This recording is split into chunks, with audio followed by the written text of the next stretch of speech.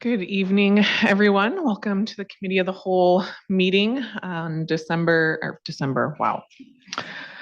20th, 2024. I'd like to call the meeting to order, and I will start with a land acknowledgement.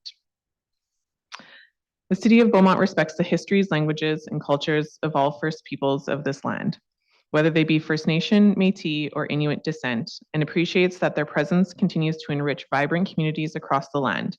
As we gather here in Treaty 6 territory and the homeland of the Métis Nation, we acknowledge that we are all treaty people and have ongoing responsibilities to protect and honor the treaty, the inherent rights of the people, and the land. We will move on to the adoption of the agenda. Any additions to the agenda, Madam Clerk? No, thank you. Thank you. Any discussions to the adoption of the agenda? Would a committee member like to move the adoption of the agenda?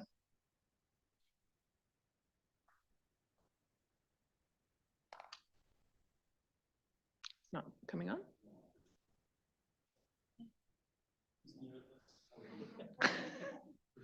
Hands. Go ahead. Thank you, Madam Chair. I'll move that the February 2024 Committee of the Whole meeting agenda be adopted as presented. Thank you. Thank you. Any discussion? Please vote.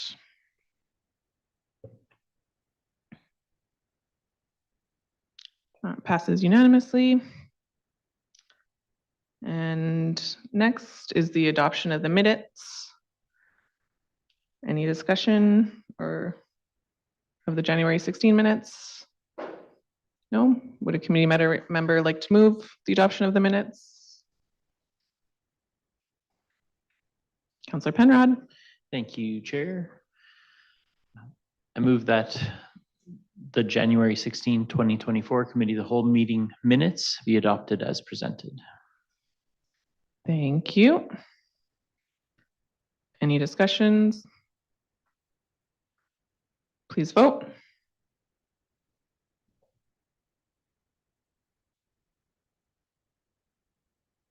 That passes unanimously. Any open forum, Madam Chair? Madam Clerk? No. And we'll move on to our presentations. First up, the Connected Community Project Update. We'll start with Ms. Bozo-Hudak.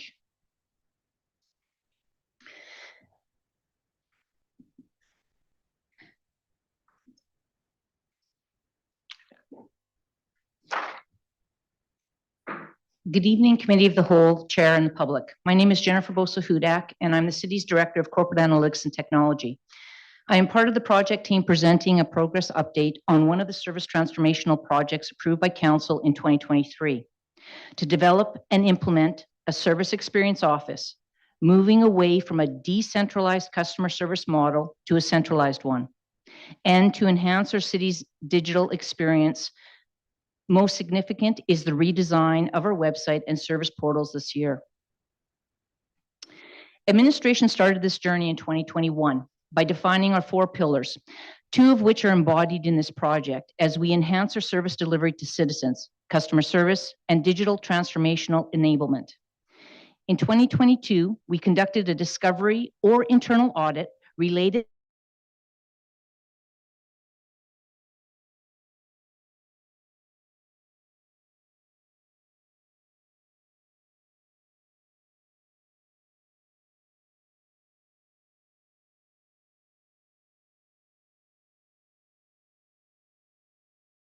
office, as presented to Council in 2022. Administration furthered the discovery of our citizens' needs by leveraging another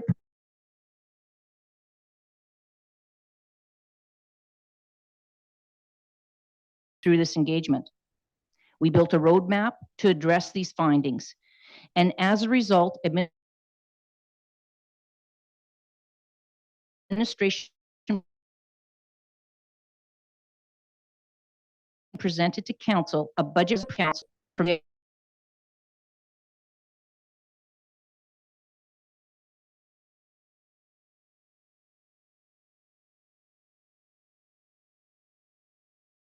3 internal-facing and 3 external-facing goals. These were shared with Council and the public at 2 prior presentations. In the interest of time, we've just included both the presentation and report for future reference.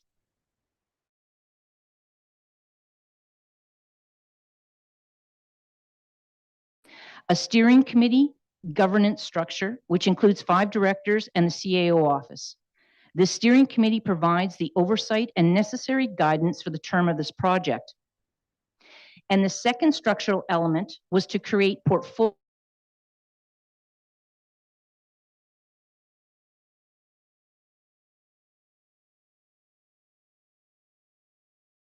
and finally, data and technology. Each of the portfolio team leads are here today to present their updates. I just wanted to quickly note the logistics of the presentation. It's been set up so that questions can be asked after each presenter before transitioning into the next portfolio. But of course, we welcome questions at the end, and I'll hand it over to Ali to begin her portfolio update. Chair, members of the committee, and the public. I'm Ali Gibbon, the Citizen Experience Lead and the core team member on the Connected Community Project. This evening, I'll share an update from the Citizen Experience side, linking the goals Jennifer recapped into our core actions, as well as providing an overview of research, governance, and policy work as they pertain to the Citizen Experience activities. To start, the Citizen Experience team navigates sub-projects and activities by staying true to the Connected Community guiding principles: flexibility, responsiveness, accessibility, transparency, being informative, prioritizing digital first, and streamlining. These guiding principles provide the overall governance to the actions the Citizen Experience team takes, and keeping these core concepts front of mind ensures that we are focused on achieving project goals. Additionally, we uphold the vision statement in the project actions. The service experience vision is to deliver a seamless, meaningful service experience for citizens that is authentic and welcoming. So what do the goals, guiding principles, and vision look like in action? We have 5 examples for you this evening. First, the first activity the Citizen Experience team took on was touring well-established public service call centers in the capital region. We toured Alberta HealthLink, known as 811, and Alberta Highway Reporter, known as 511. Our learnings focused on 4 key areas: environmental, implementation, operational, and technological. On the environmental side, we gained insights into the importance of ergonomics, white noise, and the implementation phase to ensure, in the importance of ergonomics, white noise, proper lighting to minimize stress and maximize employee well-being.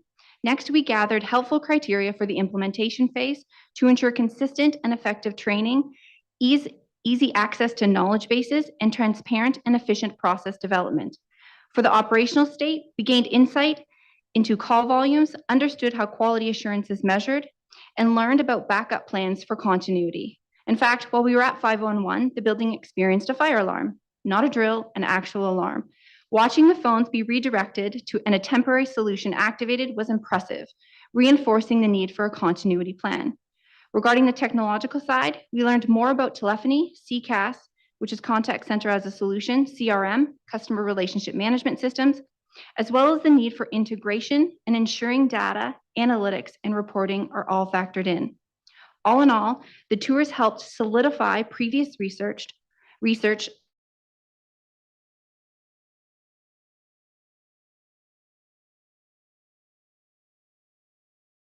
most importantly, reiterated the importance that facilitate reliable, consistent, and respectful service interactions, and the internal goal that internal processes are streamlined, automated in order to facilitate reliable, timely, and consistent service delivery. For the second action, the Citizen Experience team developed 2 custom to Beaumont internal training courses to improve the citizen experience. The training will foster a growth mindset, set staff up with the skills needed to deliver exceptional service, and share best practices for continuously improving services. We leaned into the advice learned from our call center tours and ensured that the courses were effective by sharing them with user acceptance testing groups to collect constructive feedback, which was then utilized to improve the training. Positive feedback included well-balanced information, engaging interactive features, and the awareness of the importance of citizen services. Areas for improvement, which are currently being actioned, are leveraging Beaumont-specific examples, a more in-depth look at thinking outside in, and additional resources focused on the service value chain. Both courses, Citizen-Centered Service Excellence and Service Delivery Fundamentals, fall under the Service Experience Academy, and we hope to grow additional courses in areas such as de-escalation, dealing with difficult citizen situations, thinking outside in, and citizen services in a digital world, for example. The organization is currently in a decentralized service delivery system, with each department administering citizen services. These courses will help provide alignment, service standards, and set expectations around being citizen-centric. The citizen services at the organizational level. Not only will this enterprise training provide administration with skills development, but the consistent training will also ensure that employees are up to date regarding Beaumont expectations, best practices, and will enhance effectiveness. The 2 custom courses, as well as other future courses, will uphold the internal goal of providing organizational tools to enable effective service delivery through the use of data, information, and analytics for decision-making and reporting. Delivering the courses will uphold the external-facing goal of ensuring service interactions are meaningful, inclusive, and reflective of the diverse community needs, and focusing on adapting as those needs evolve. The Citizen Experience Team's third activity was cross-training or shadowing with frontline staff. This experience helps create internal change agents, identified gaps in understanding service delivery, and exposes the citizen experience representatives to various systems and provides an opportunity to build quality working relationships. The cross-training identified positives such as trust and autonomy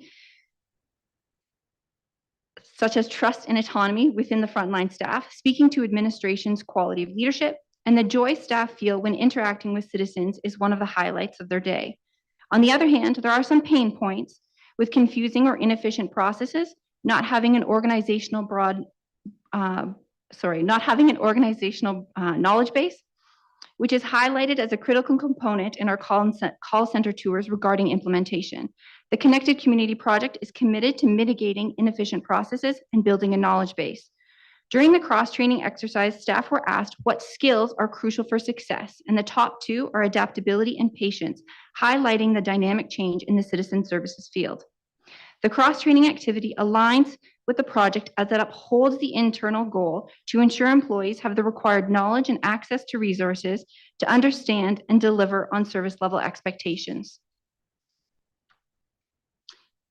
The fourth action I'd like to share is the development of the policy and future directives. Research was completed regarding various areas such as complaints, citizen services, accessibility regarding citizen services, and de-escalation, ensuring that we have transparent processes that uphold the administration's commitment to continuous improvement, aligning with our second internal-facing goal, and consistently delivering services, all backed by the council policy, which will be presented later this evening, will create a foundation for baseline metrics.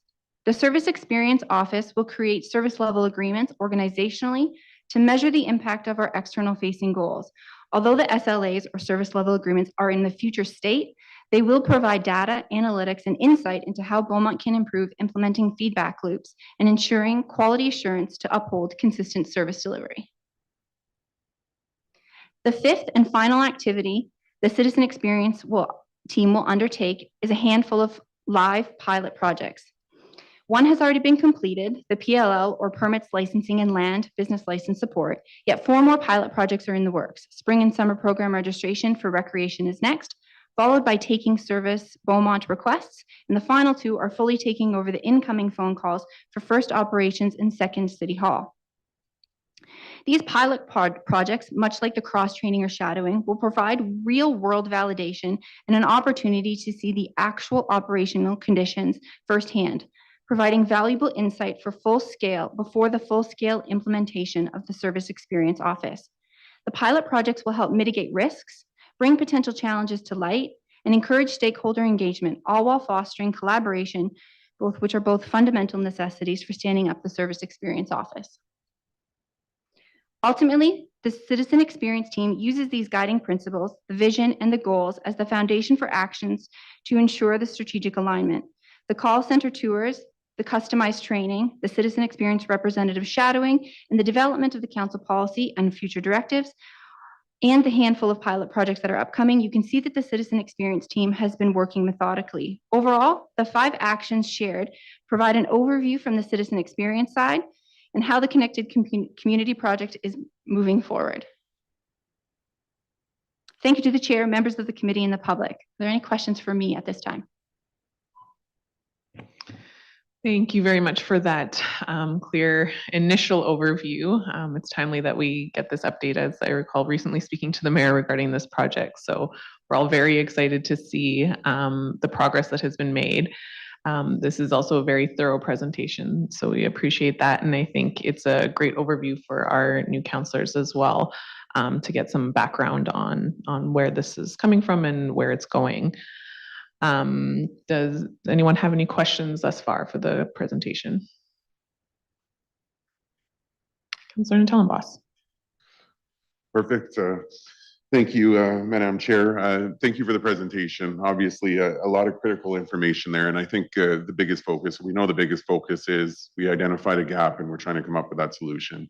And that's critical. And that's something that everyone needs to know is being worked on. A lot of information there, and obviously you focus on the foundation side of it. We'll get into maybe more specifics down the road, but in terms of our status right now, foundationally, what would you say the biggest difference between yesterday and today is, like, in terms of our progress today, foundationally? I know it's a bit challenging to give that answer, but. Councillor Tellenboss, thank you for your question. I think one of the Connected Community Project team, something that is coming to light is that we have made assumptions and those assumptions are being challenged. So when it comes to the foundational aspect, it's important that we are doing a lot of this foundational work to challenge some of the assumptions that we have so that we can ensure that, as Simona and Josh and Chris will certainly update, when we look to forward facing, that the systems and the processes that we put in place meet the needs that citizens have, and we can, how do I say this? We can ensure that we have the proper information to challenge those assumptions and that we are creating value that the citizen sees. That's sort of vague, but we don't have a concrete answer because we're still in that foundational stage. No, perfect. I really appreciate that. And I just have one more question. I'm definitely a numbers and analytics guy, and I know you had mentioned that, and that's something obviously that's governing path forward and also the foundation of the entire project. Will a lot of that information be shared? I guess more so when we get down to the systematic side of it, and we notice, you know, potentially there's some issues or we have concerns coming in here. Will that be shared with the general public, or is that going to be held more internal? When you ask about metrics, data, and analytics, do you mean like about the service like level agreements that those metrics are going to be shared, or do you want to know the results? Like more so the results once the system's implemented, in terms of I guess rate of success and areas of improvement. If we do notice that there are some gaps and ongoing issues, will that be shared with the public so that they know we're working on a solution? Because anything new obviously needs to kind of run course before it's perfect, let's say. Councillor Tellenboss, it's a fantastic question. In the customer service enhancement project that was done in 2022, the community and the citizens have a need or a desire to want that information, that level of transparency. I don't know, the project team doesn't know what that looks like just yet. So I don't think that I can say yes or no on that, but I do see the desire for that. And I think that certainly administration will have that information. And once we do, then it can be decided on how it is shared or what it looks like to be shared. Okay, perfect. And just, Ms. Bozo-Hudak might be able to offer some additional information on this. Just wanted to let you know there are going to be KPIs and things like that that will be shared at the end of the project. Once we determine what those are, they will be public facing, but there's a lot of work, as Ali had indicated, that we have to get service level agreements. We have to get the content on the website solid. All the departments need to provide returns. So yes, the end goal will be to share those particular needs at a future state, but we need to run the course of the first year to get those benchmarks established so we know what we're delivering. And yes, short answer, yes. Perfect. Much appreciated. Thank you. Thank you very much. Councillor Munkoff-Swain, then Councillor Barnhart. Thank you, and thanks for the presentation. I'll hone a little bit more into citizen experience, unfortunately for you, just because that's what I can hear out there, right? But maybe big picture. When this was brought in front of us by Ms. Bozo-Hudak and the team a couple of budgets ago, you kind of even really know what you're approving. A lot of cash, right? A lot of impact, but you hope the goal is, but what are you actually doing in between? And I think council's been patiently waiting for this update, and personally just thrilled to see, reading through all this, what you guys have done, and just the proactiveness to go out and get those experiences and that valuable input throughout. So not that you're here for it, but I mean, great job so far. Really encouraged and see that this is, I didn't expect anything less from a project led by you, but that this is methodical and you've got those checks in place. So just a couple of quick questions for you. You talked about the training, and you talked about right now it's decentralized, and you've kind of offered this training out. Is that, in your view, is that more like kind of a short-term fix? The goal is to bring this together. Is this just to kind of go out, and you talked about those change agents, but is that training just to get them kind of engaged initially, get them improve their kind of customer service kind of level, for lack of a better term? But fundamentally, the longer term goal is to bring that all centralized. Is that right? The training, Councillor Munkoff-Swain, thank you for your question. The training is developed to align the service expectations. So we're using common language. We're using common methods, frameworks that all of our front-facing staff can utilize and to lean on, so that this, from the citizen standpoint, when the citizen comes and interacts with administration, that their level of that experience is consistent, regardless of where it is happening. So that training isn't necessarily to kick off the project. It's going to consistently grow as the organization grows and as the Service Experience Office grows. We see tiered training. The first two that are developed are for organizationally wide, so they will be delivered to everyone. That way, senior leadership and managers understand what their front-facing staff are doing, and they're aware of that language.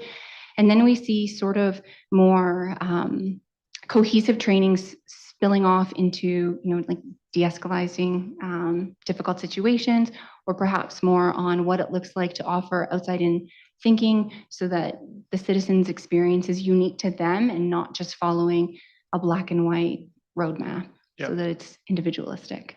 Yeah, no, I really appreciate hearing that, and the lens across the whole organization. Let me dive into the pilot projects and recreational registration, something that we're going to potentially talk about depending on how long some of the rest of the agenda goes. So when you listed it as a pilot project, so what are you just shadowing?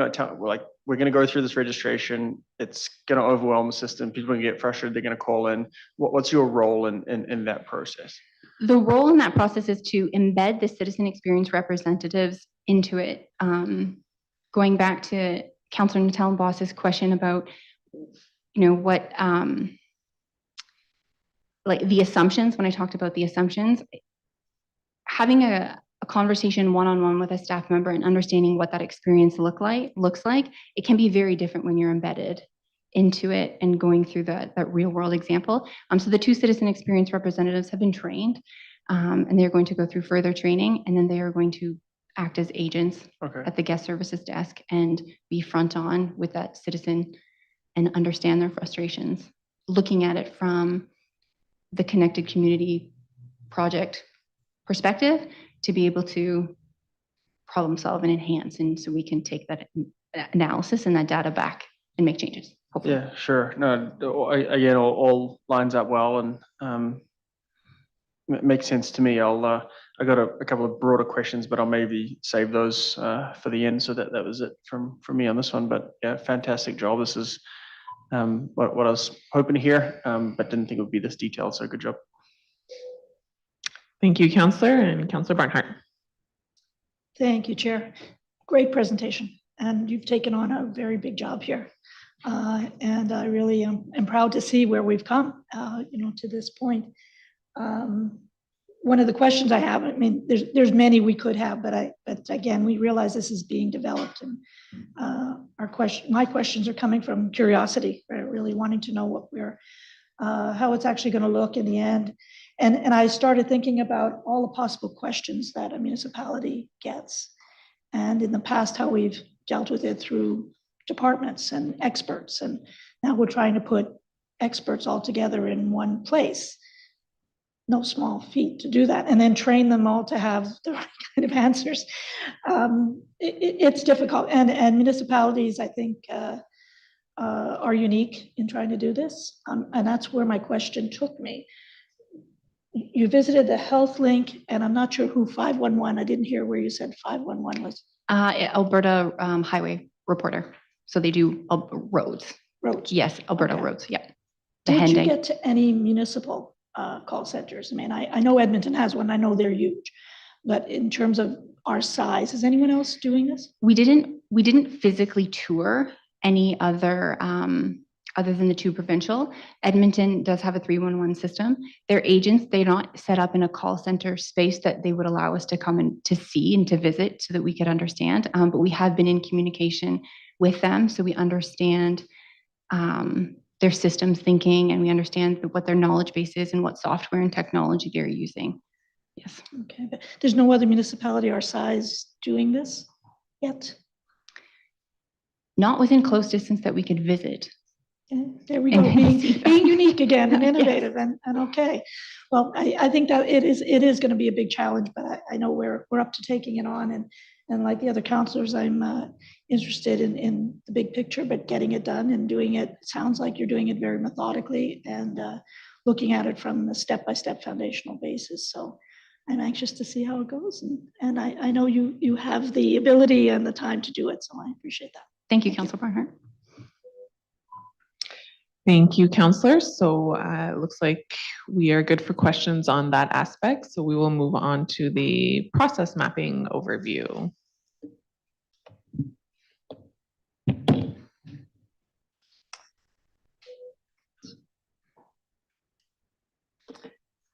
All right, good evening, everybody. My name is Simona Tedorescu, and I am the Continuous Improvement Lead on the Corporate Analytics and Technology team. Today, I will be providing an overview of why continuous improvement is paramount to this project. We will begin with an overview of our process mapping journey, current state approach, and next steps for optimization and implementing continuous improvement. Current state workshops began in May of last year. Our initial workshops focused on documenting citizen inquiries and complaints. We focused on defining who the citizen is, whether that is a resident, community organization, or business, how the citizen will reach out to the city, whether that is by phone, email, or in person, and what the citizen will reach out for, including example inquiries, complaints, and service delivery requests. This exercise provided our team with a baseline for detailed process mapping sprints, the most recent sprint being booking requests, in which we completed earlier this month. A booking was defined as a request initiated by the citizen to secure a city service for a specific future date and time. Examples of bookings included reserving city property, including any indoor and outdoor facilities such as halls, gyms, outdoor rinks, and park sites, scheduling time with city staff to deliver a service such as inspection, installation, or support services, and lastly, reserving spaces in city-run programs such as recreation programs or childcare services. In total, we held over 100 workshops from May to today, engaging over 50 department representatives, the CAO office, and members of the council. 85 current state maps were completed as a result of this exercise, with next steps for our project team being our redesign phase. This phase will be key to enhancing the way we deliver services to citizens today by focusing by focusing on process improvement. Each process will undergo a thorough review to optimize existing activities and enhance service delivery value to both the citizen and to city staff. In our discovery sessions, we found there are over 50 emails, more than 44 phones, and many other platforms in which a citizen can contact the city. Our optimization will focus on creating value in two parts. First, creating value to the citizen, and second, creating value to city staff.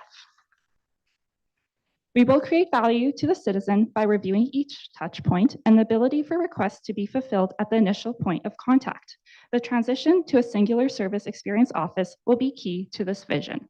We will equally focus on creating value to our city staff by harmonizing processes and tools to create a common workflow that removes redundant steps, decreases wait time, and empowers decision-making.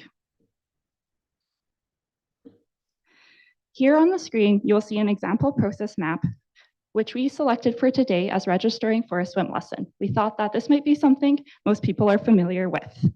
The box in green highlights the activities a citizen will take to register for the swim lesson, and the activities in blue are the staff activities to complete the registration process. I will now enlarge this process map for us to take a closer look.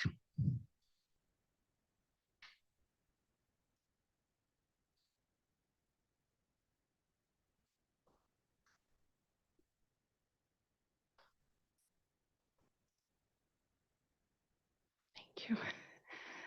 All right, so beginning with the steps a citizen is taking here, we see that there are quite a few activity boxes. This signifies various barriers that may be in place to prevent the citizen from completing the process, adding either complexity, time, and in the end, resulting in frustration.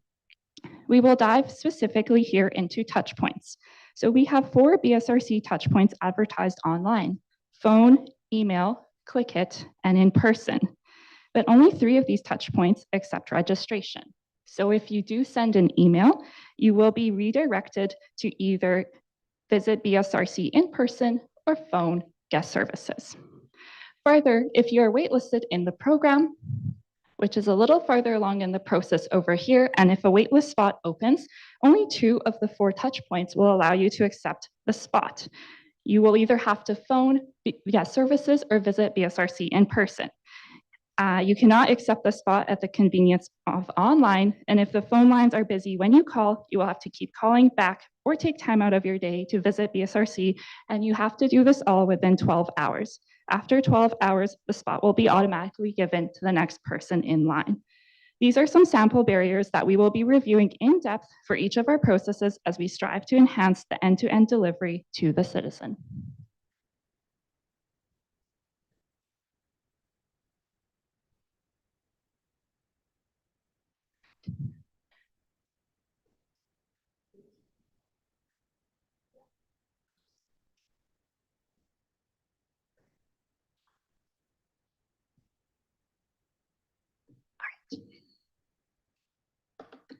Thank you. Lastly, as we move into our redesign phase, Council and Mayor's vision of a positive citizen experience will be at the forefront. We summarize key items from our interviews with members of the Council and echo the importance of people, process, and technology working cohesively to deliver a successful product. In addition to process improvement, through technology enhancements, we will ensure our future state workflows integrate with an easy-to-use website and tap into enhanced system integrations. And through frontline staff training, response times and resolution details will be clearly communicated and staff empathy observed to deliver the utmost citizen experience. That concludes the presentation for process improvement. I will now ask if there are any questions. Thank you very much. That was a great visual as to the process that people have to go through both internally and externally. Are there any questions regarding this? Councillor Natellenboss. Perfect. Thanks again for the presentation. I guess just in very layman's terms, are you able to define process mapping just for everyone? I know it's not a new concept, but it's definitely a concept that's being used a lot more within industries, businesses, all that stuff. So, Definitely. Thank you for your question. So process mapping is an activity that we are taking to visually depict the activities that are taken, the people that are involved, and the decisions that must be made. Along the way, we will be looking at who is involved, what steps they're taking, and if each and every individual in that process has a need to be involved, or maybe if we can enhance or provide some autonomy to some folks, as well as the activities they're taking, if it's as a result of maybe a system limitation, or perhaps something they've been doing for a while, and it is something that we can look into changing given new technology. So to answer the question, what is process mapping? It really comes down to three things: the people, the activities, and the decisions they are making. Perfect, thank you. One of the beautiful things with process mapping, which I appreciate very much, and you touched on, is identifying those barriers. So you had run through one scenario, which is obviously registering for swimming. How many scenarios are we process mapping? I mean, I could run through 100 of them right now, things such as just permitting, even registering for a facility, obviously swimming. Like, what's kind of our goal in terms of hitting every nail on its head? That's a great question. Thank you. So we currently completed the booking processes. Under bookings, we had nearly 60 processes identified, one of which was recreation swim programs. Of these 60, we are now moving into the redesign state, moving into optimization, seeing how we can create value to the citizen and then to the staff as well. After we've completed the booking requests, we will then look at other larger buckets and think about a priority and what would be the greatest value of our time in relation to our project and target the next big sprint. Perfect. And then one last question, again, because I do love this process mapping. In the few things that you have identified so far, have you guys been able to identify, whether we want to call it the red tape, the barriers, or some more efficiencies just in that short overview that you feel would be able to better our system in the near future? I think I understand your question. Thank you. Yes. So our redesign workshops are actually beginning next week. So in terms of identifying those activities, those will be upcoming. Of course, at a high level, I can pick out a few, but it's definitely a brainstorming exercise where as a group with key individuals, we will be discussing together and making decisions on if each step has value, if it doesn't, and then also talking to the departments involved to make sure we understand their side of the story and we don't miss any key requirements. Perfect. Thanks again for the presentation and the answers. Thank you. Thank you. Councillor Monkoff-Swain. Yeah, thanks. Very good overview. I'll be brief here. First of all, maybe I should say I'm glad that you're just watching you navigate, going in and out of that document, coming back. That gave me a lot of confidence. Yeah, I wouldn't be able to do that. So glad that's you. If you go back one, I just want to make sure we got the acronym. So on the top right-hand corner, describing a positive citizen experience, you've got the expected turnaround time communicated. Then the acronym we have there is SLOW. So that just stuck out to me. So I'm sure that means something different than slow. So I'll just leave that there. But the question for me is, and I know there is a discussion further down that talks about kind of community or the feedback through the process, but how do you're going to go through and map out the process. At what point do we get the feedback on that? Is that you go through and you figure out, okay, these 4 things don't make sense and we're going to do it this way. And then we launch it and then we take feedback and we adapt as we go. Or like, there's no way you're going to be able to go and seek input on each one of these processes. Just how do you think about that as kind of your role and leading this overall change? When does the feedback loop come into, did we get it right? That's a great question. Thank you. I think the feedback loop in terms of timing would come in immediately. It will take us probably about a year to assess how various processes are working. There's always an opportunity for improvement, and I 100% agree that what we put in place, there will be opportunities to learn. Various things may arise. So the feedback loop will be ongoing, and as our team takes into consideration these various items, I think it would take a little bit of time for the process to be in place. So within the 1-year mark, we would probably be at a state to take that feedback a little bit further. Okay, and just to play that out, so using a good example, the swim lesson registration, the plan, for lack of a better term, is you guys will go through and identify, what that new process should look like. We'll implement it, then wait for a year to see the bugs and all that sort of stuff, as opposed to come up with a new plan, go out and test that and get feedback on that before we implement it. Is that right? I see what you're getting at. So to answer your concern, if there's any bugs, they would for sure be addressed. We would not wait a year to address any errors or bugs that are coming up on implementation. But in terms of our process improvement, this is an exercise, our redesign, where a lot of thought is being placed into it. We're taking the time needed and involving the people we need to make these decisions. Any process related changes, for example, let's say in the future state, there's an app and we want to direct 5 requests through an app instead of 3 requests. So anything process related that would take into effect in a year. But if the app itself is not working, Sure. I'm not saying there's an app in the future state, but that would be, the system issues would be addressed as soon as possible. Yeah. That makes sense. Looking forward to the app. Thanks. Oh, no. Thank you, Counselor. Any other questions? No? Thank you, Ms. Given and Ms. Tedorescu. Yeah. Did I say that correctly? A lot of great information to start us off here, so we really appreciate that. And I think we will move on to the next one, which is tech and data overview. Thank you very much.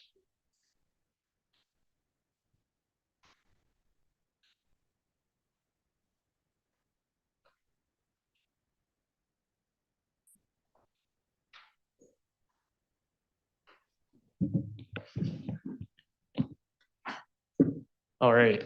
Hello. Good evening, committee and the public. My name is Chris Hart, and I'm the GIS and Data Analytics Lead here at the City of Beaumont. For context, GIS stands for Geographic Information Systems, which utilizes computer-based technology to produce maps and analyze various types of data to visualize geographic relationships. Tonight, I'll be providing an overview of technology and data system integration that is tied to the future deployment of a unified experience for citizens, which can be referred to as an omni-channel. Also, I'll be highlighting the ongoing work to redesign Service Beaumont and the Beaumont Project Dashboard. So firstly, system integration. So system integration will be a critical focus during the implementation of any software or applications. System integration is a strategic effort to optimize City of Beaumont's processes by seamlessly connecting citizen application systems. Beyond technological upgrades, it aims to foster collaboration, break down silos, and support overarching business objectives. The initiative reflects a commitment to using technology as a catalyst for positive transformation within the organization.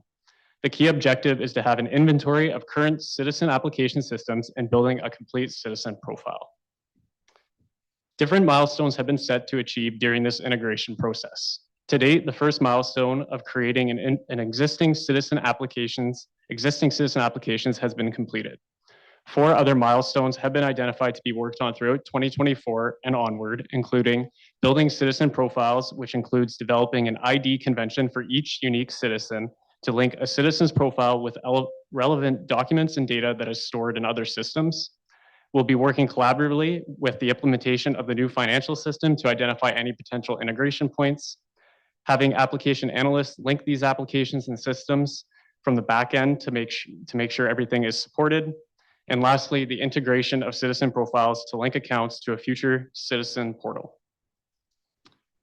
To integrate these systems, we will need to create a single point of access for a citizen, which can be referred to as an omni-channel, which will require linking these profiles across different softwares through a unique citizen ID to identify each person. As depicted in this slide, you can see different types of data is collected about a citizen in all 3 of these example softwares. For example, the boxes in red highlight the unique citizen identifier used in each of them, which you can see each have a different name and data type. Because of this, these existing pieces of software will need to be extensively reviewed to determine which identifier will be used as the singular citizen ID, establishing a method to link citizen information across all applications and software to ensure a seamless and efficient flow of data, thus reducing the number of credentials a citizen requires to access systems. Next, Service Beaumont and the project dashboard are being reviewed to identify improvements that may be required to enhance the end user experience and increase efficiencies. For some background, Service Beaumont's portal was launched in 2019, which allows citizens to report non-emergency issues or observations from a smartphone, tablet, or desktop computer, tying it to a specific location on a map. Users can submit new reports, review existing reports, and comment and vote on these observations submitted by other users. The submitted issue is then assigned to the appropriate department for resolution. To date, there have been over 4,400 reports made and 27,000 views of the application.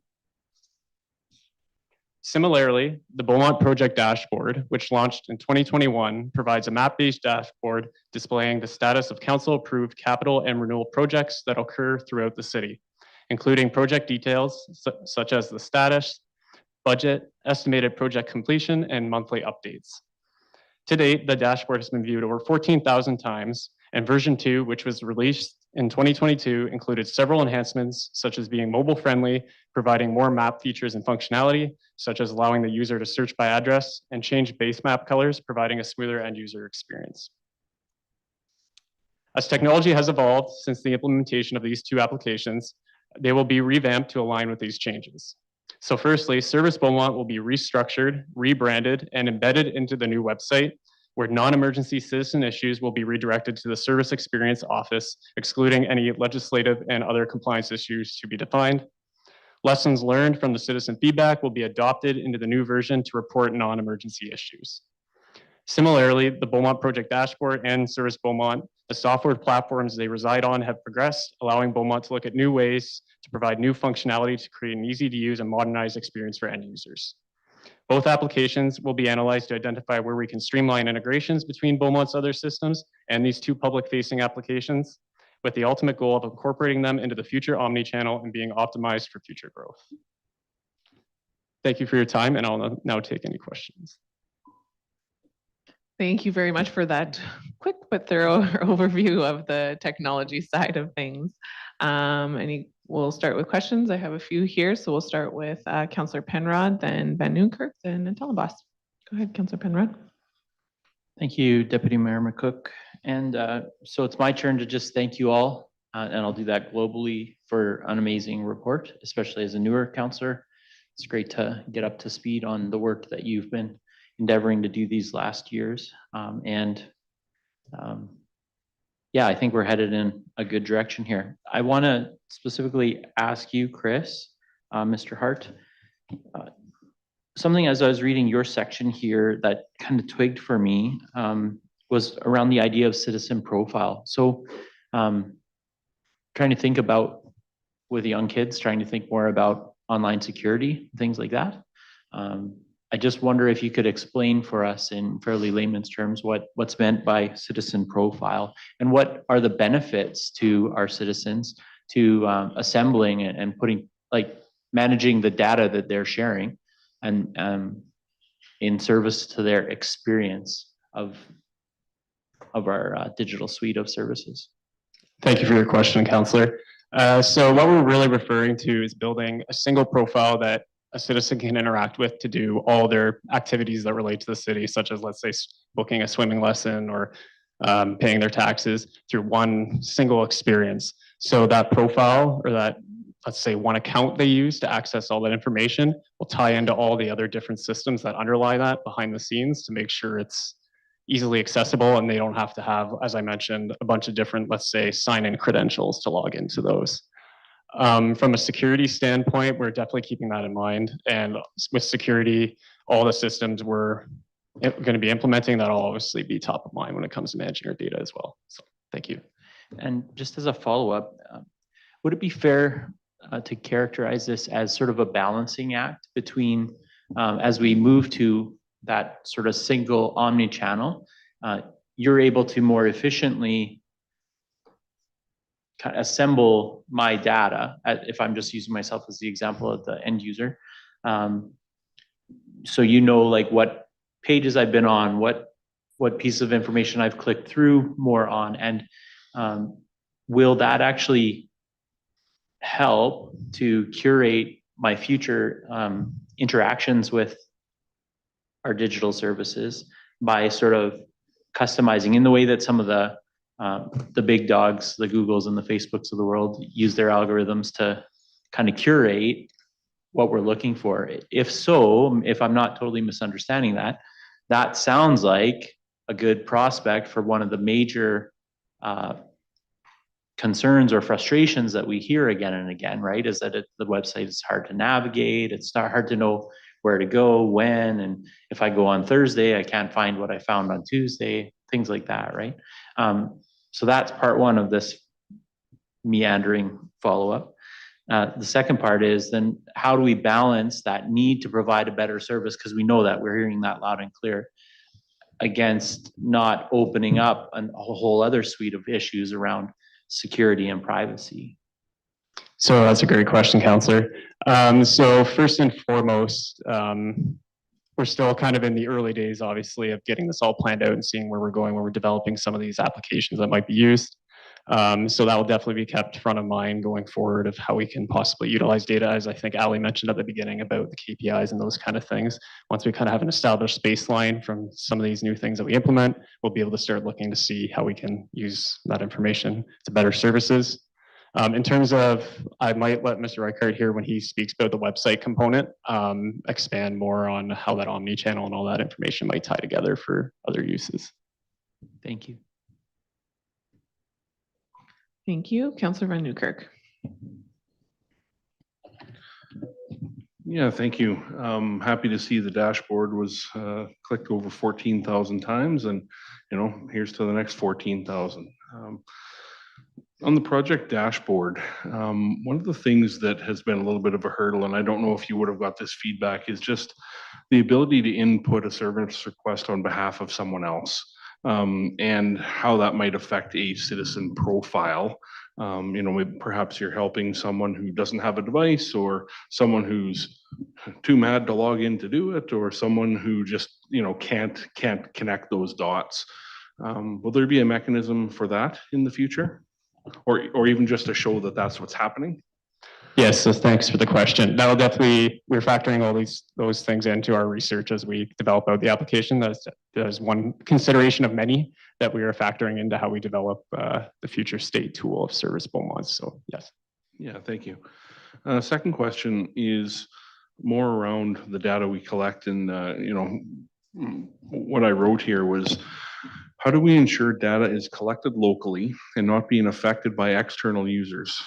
Someone who isn't geographically local in an attempt to affect opinions and changes in our municipality. So, often you see online, there's examples of special interest groups who get a hold of feedback mechanisms and try and sway them in their direction of their opinions. How are we trying to safeguard our systems in Beaumont to make sure that we're, focusing on local views from local citizens to solve local issues and not getting spammed by someone from the Congo? Yes, so in terms of with any of these new improvements we're making to these applications, we're obviously going to be following industry best practices. So things like you brought up there, Councillor, will be factored in.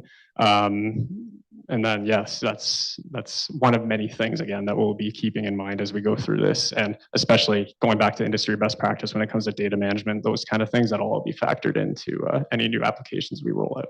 Yeah, and survey optimization and those types of things, to make sure that we're flagging any of those types of things on the back end.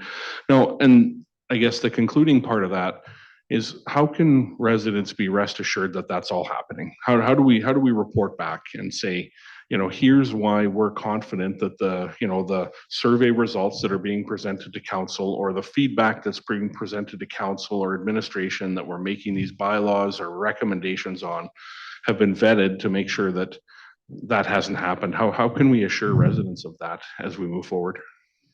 Thanks again, Councillor. No, it's a good point. We'll be, again, making sure everything follows best practices. And when it comes to, let's say, sharing, I know it was mentioned earlier in this presentation, any sort of data or information publicly going forward, it will be clearly defined on our process for getting to where we were with that data.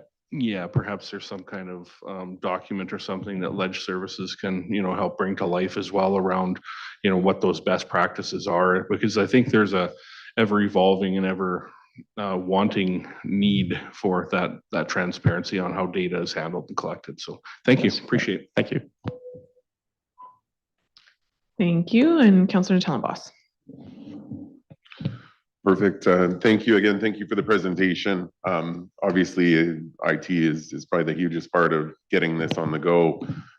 My question might extend slightly beyond the IT realm of things, but ties into some of the statistics that were provided here. I've had the opportunity to chat with a lot of local members of the public who have put in Service Beaumont issues and had zero resolution. And I can speak personally to it myself. For example, I had put in an issue and 6 months later, I'm told it's resolved when it's not resolved. So I see 4,400 issues. That's just a number to me. Do we capture how many of these were successfully resolved and actually successfully resolved? And I know that's probably our goal down the road, but I think that's the biggest concern with the existing platform we have. Thanks again, Councillor, for that question. Again, we're still kind of here in the early phases of determining how we're going to roll out this new dashboard or Service Beaumont, all those different applications. So that some of that will still be to be determined. However, we will make sure, again, we're using software platforms that give us the ability to do those kind of things that you mentioned going forward. Again, aligning with industry best practice. I know I've said that a couple times, but we will definitely have some of that functionality as a potential usability going forward.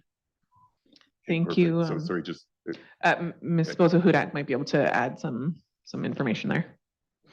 Exactly what we were saying. It's a combined effort. It's not just the technology. We have to put those processes that Ali's team's putting together to get those actual returns to ensure that we're actually tracking that issue and those issues. So right now, our current systems don't allow that. So exactly what Chris is saying, we actually have to build those in the back end to grab that information to provide resolution with the caveat that it's resolution to whose standard, to the standard that's published, to the standard that's been accepted by council.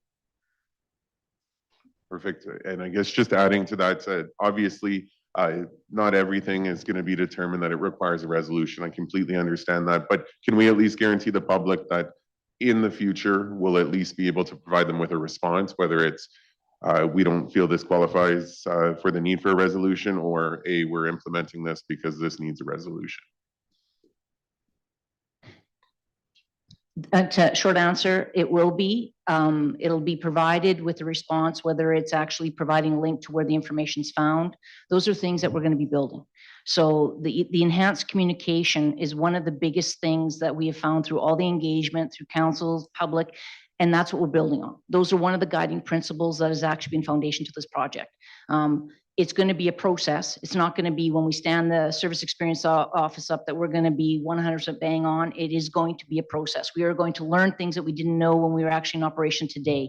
So as we go through this, it's going to be a journey. Perfect. Thank you. Thank you for that. I think setting those expectations is important to kind of go off of what Councillor Tellenboss brought forward. That was one of my questions as well, because that's certainly something we consistently hear, is that it was closed off and we don't understand what the resolution was or if there was a resolution. So being able to offer that for the residents and being able to for them to have that closure and understanding what the closure is will be important. But I appreciate the fact that this will be a process and we will have to set expectations for how that process kind of rolls out. Thank you very much for that. And I guess we will move on to Josh's presentation.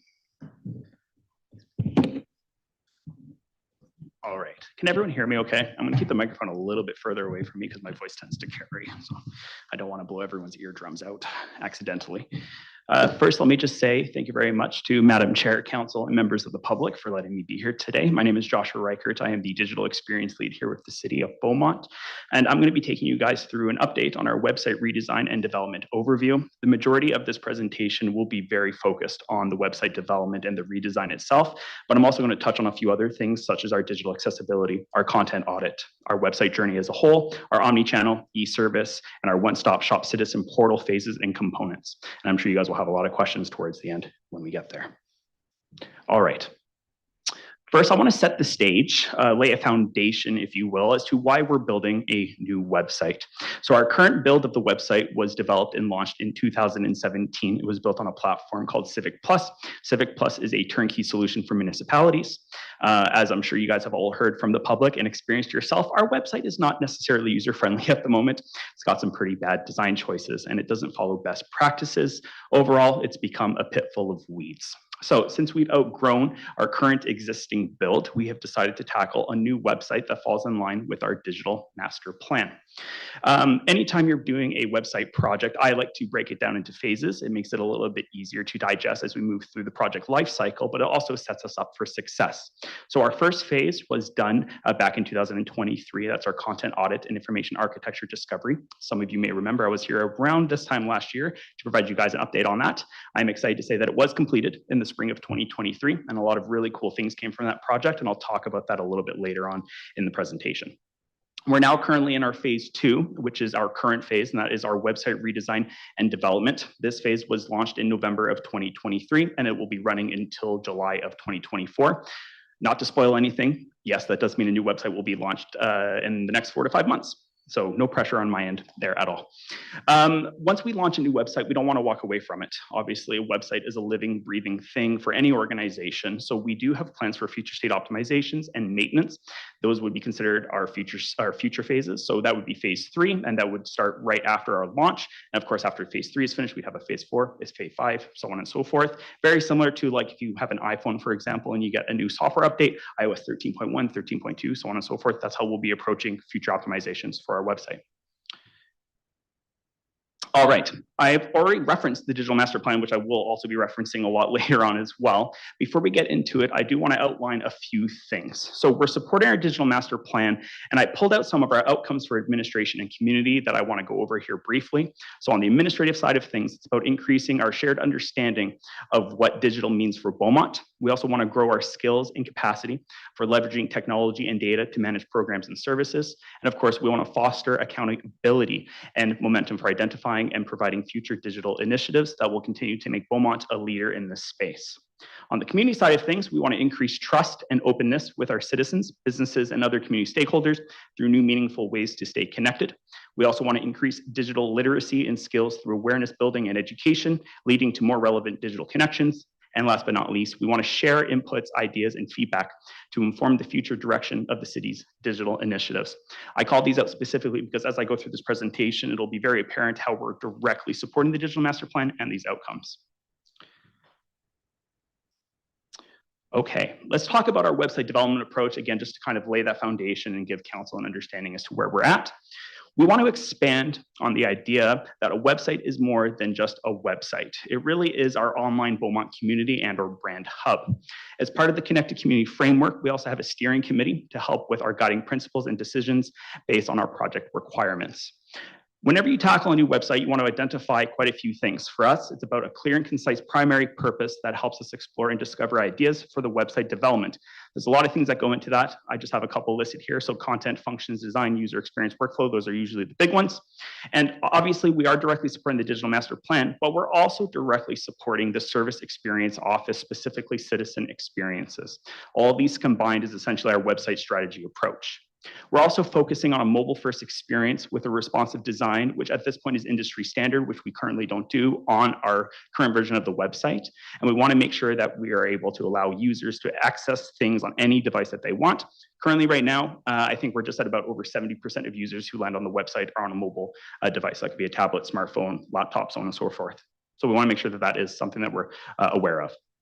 We're also going to support our current in-flight projects and strategies while still creating a better user experience.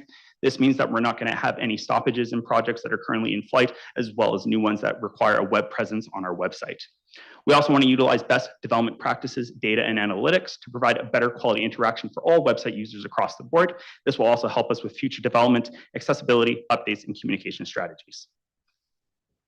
All right, hopefully this works here. I've got a little bit of show and tell. Website projects are very complex, and I can only fit so much on one slide for our website process. So instead, I want to show you guys here what our workflow looks like. Let's see here. Whoops. Let's see, how do I exit out of this? Oh, there we go. Man, you would think doing a presentation on technology, I'd be able to navigate technology. Yet here we are. Okay.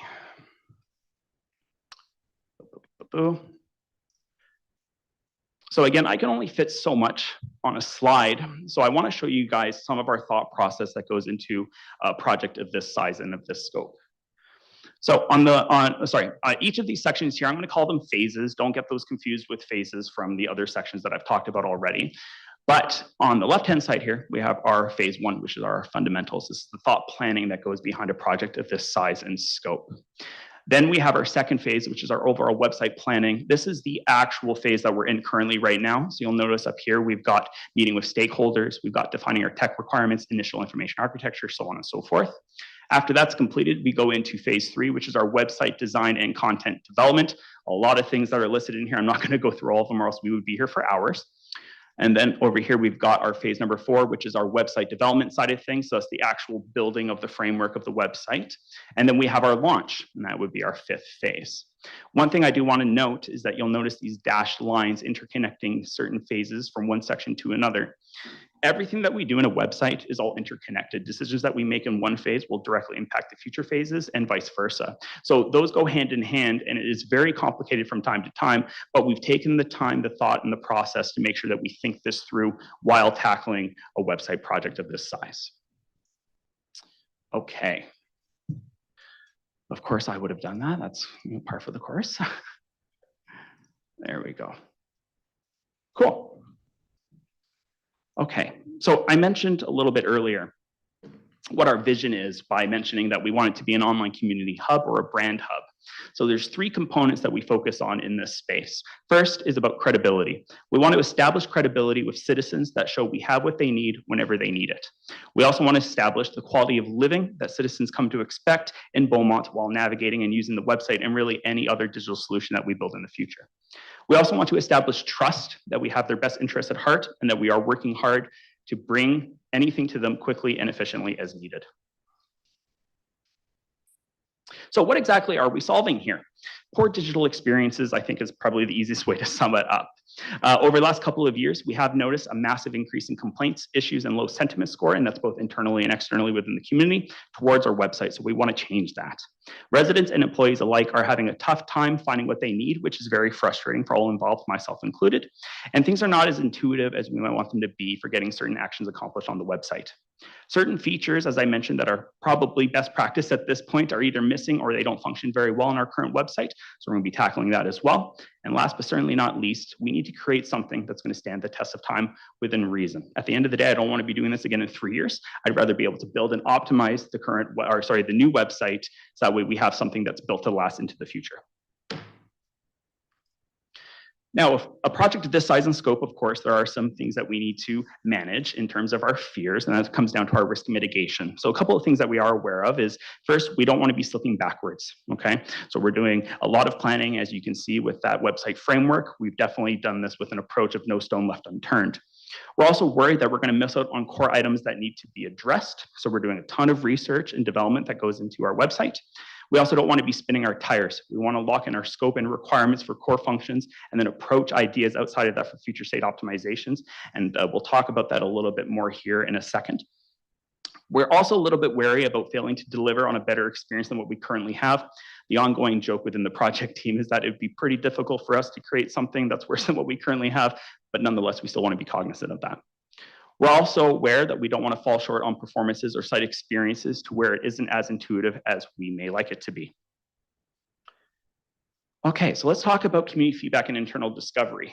You never ever want to build a digital solution in a silo. So one of the things that we do to make sure that that doesn't happen is we want to talk to our end users. So we did do that. We did it for both our internal departments as well as our community. And we want to set ourselves up for success when we approach these sessions. We want to hear top objectives from our users and what they are looking to accomplish when they experience things on the website.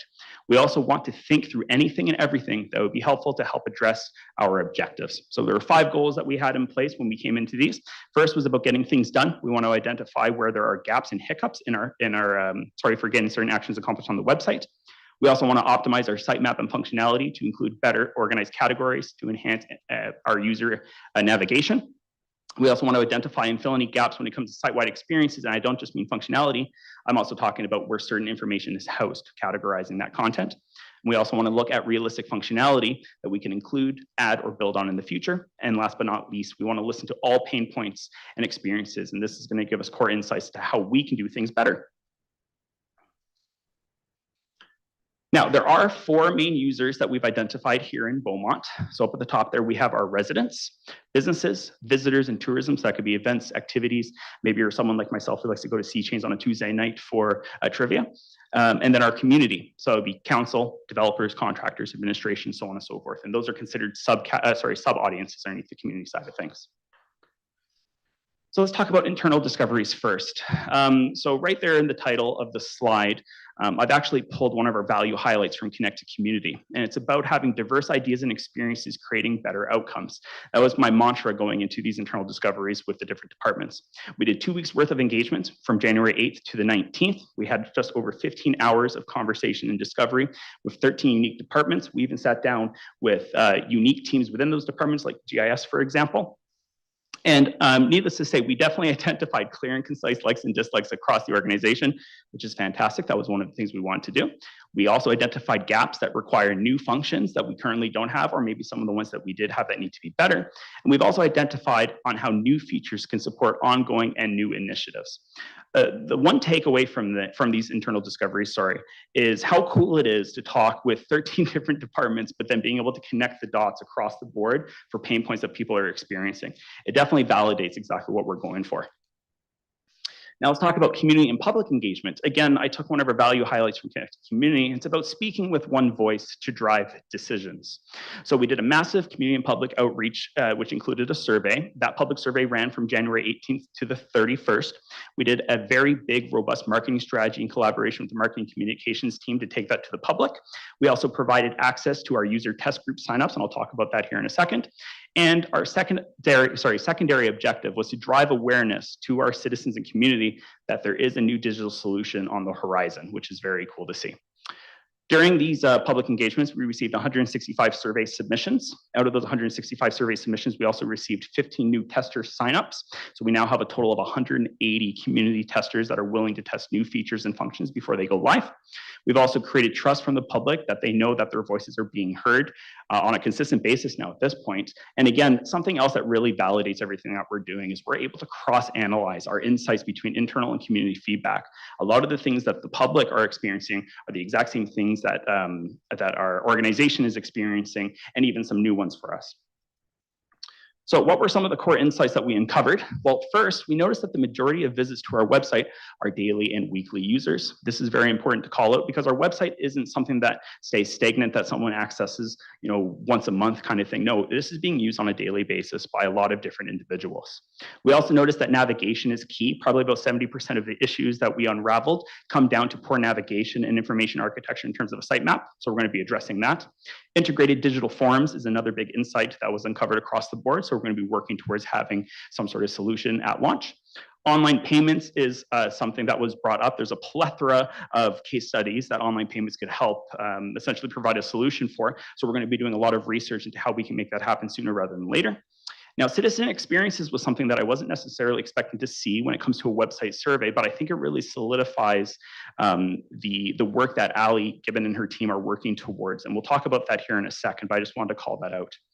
Staying informed is another big thing for all of our users. As of right now, there is no easy way to find the correct information, or we don't have necessarily a good call out for emergency details, for example. So we'll be looking at that. And then a simplified experience. And this goes across the board in terms of design, the user journey, the workflows, the mobile applications.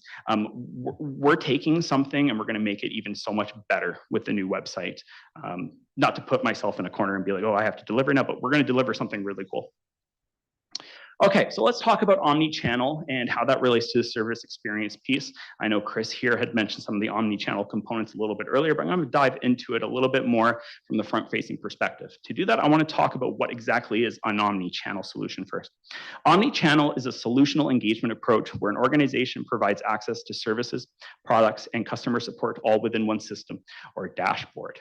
A prime example of this from the private sector would be TELUS, for example. Not a lot of people think about this, but when you log into your TELUS My account, if you have wireline services, wireless, cable, security, telehealth, you're able to access all of those components within one login. That's omni-channel.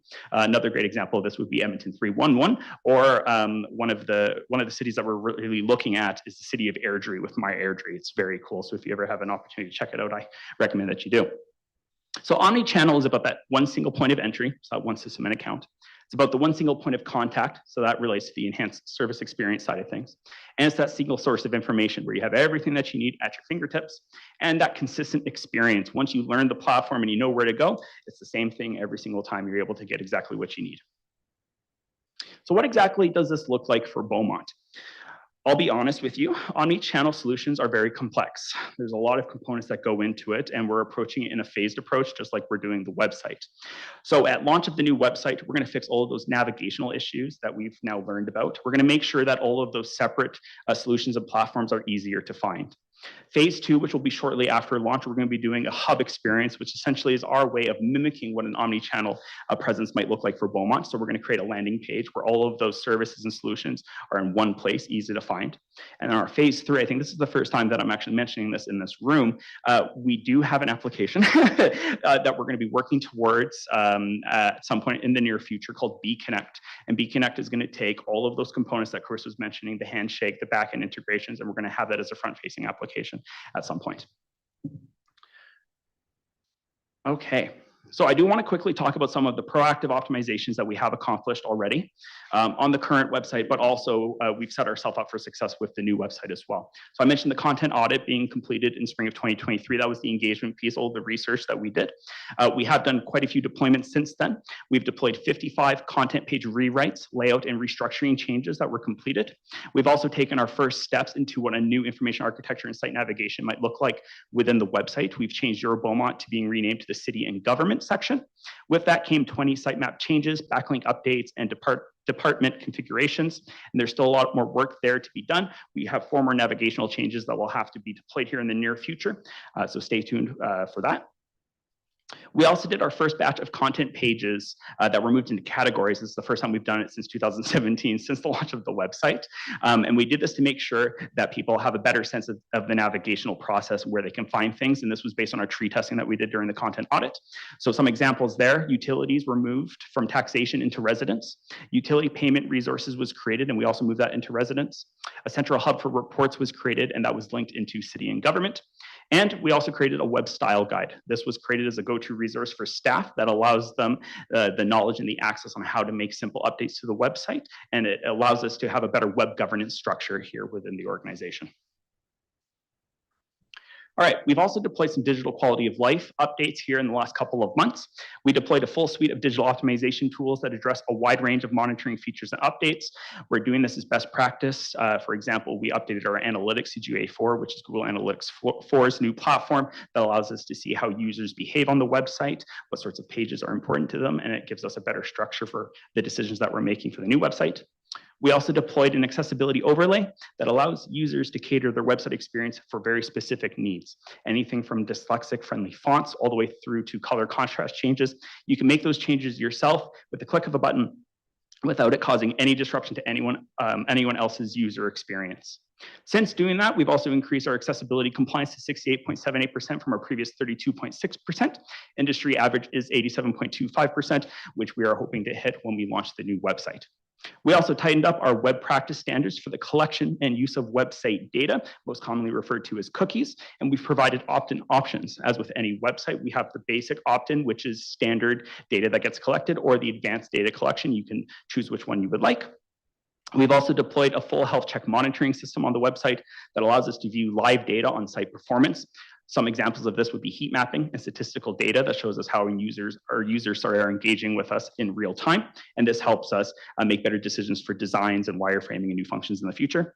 We've also deployed a full QA diagnostic system on the website that monitors broken assets, misspelling, and readability.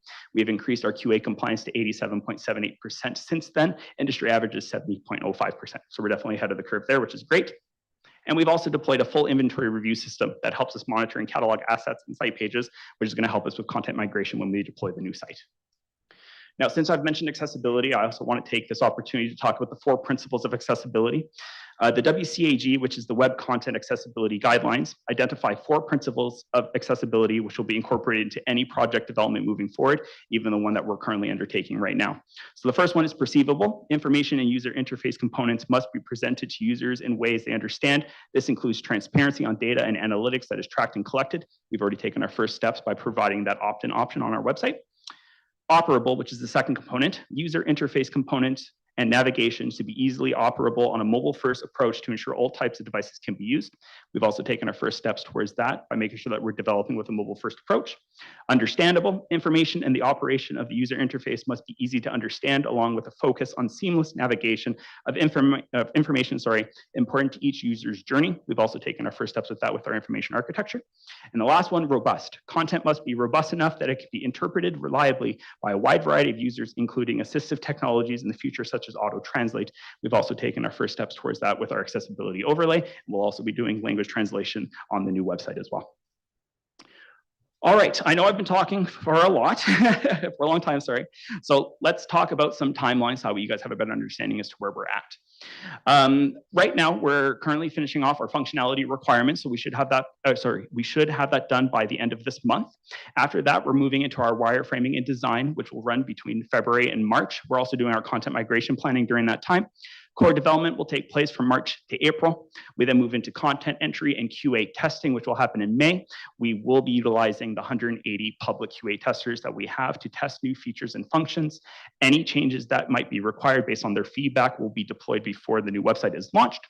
We're also going to be doing marketing and awareness, which will start in June. And alongside that, we'll be doing our server and site security migration into the new build. And then the launch date, which will be end of July.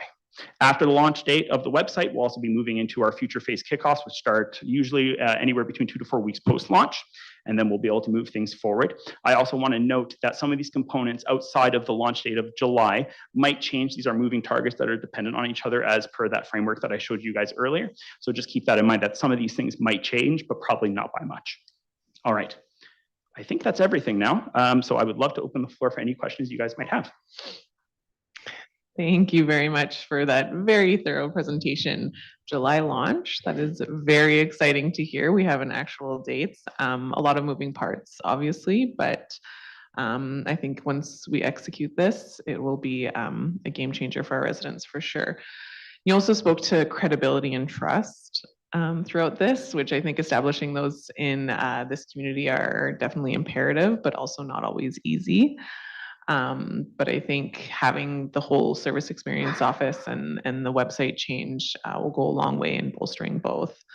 I have a question, and I'm not sure, perhaps Ms. Bozo-Hudak wants to weigh in on this. You touched on accessibility, and we spoke to it more about regarding the website.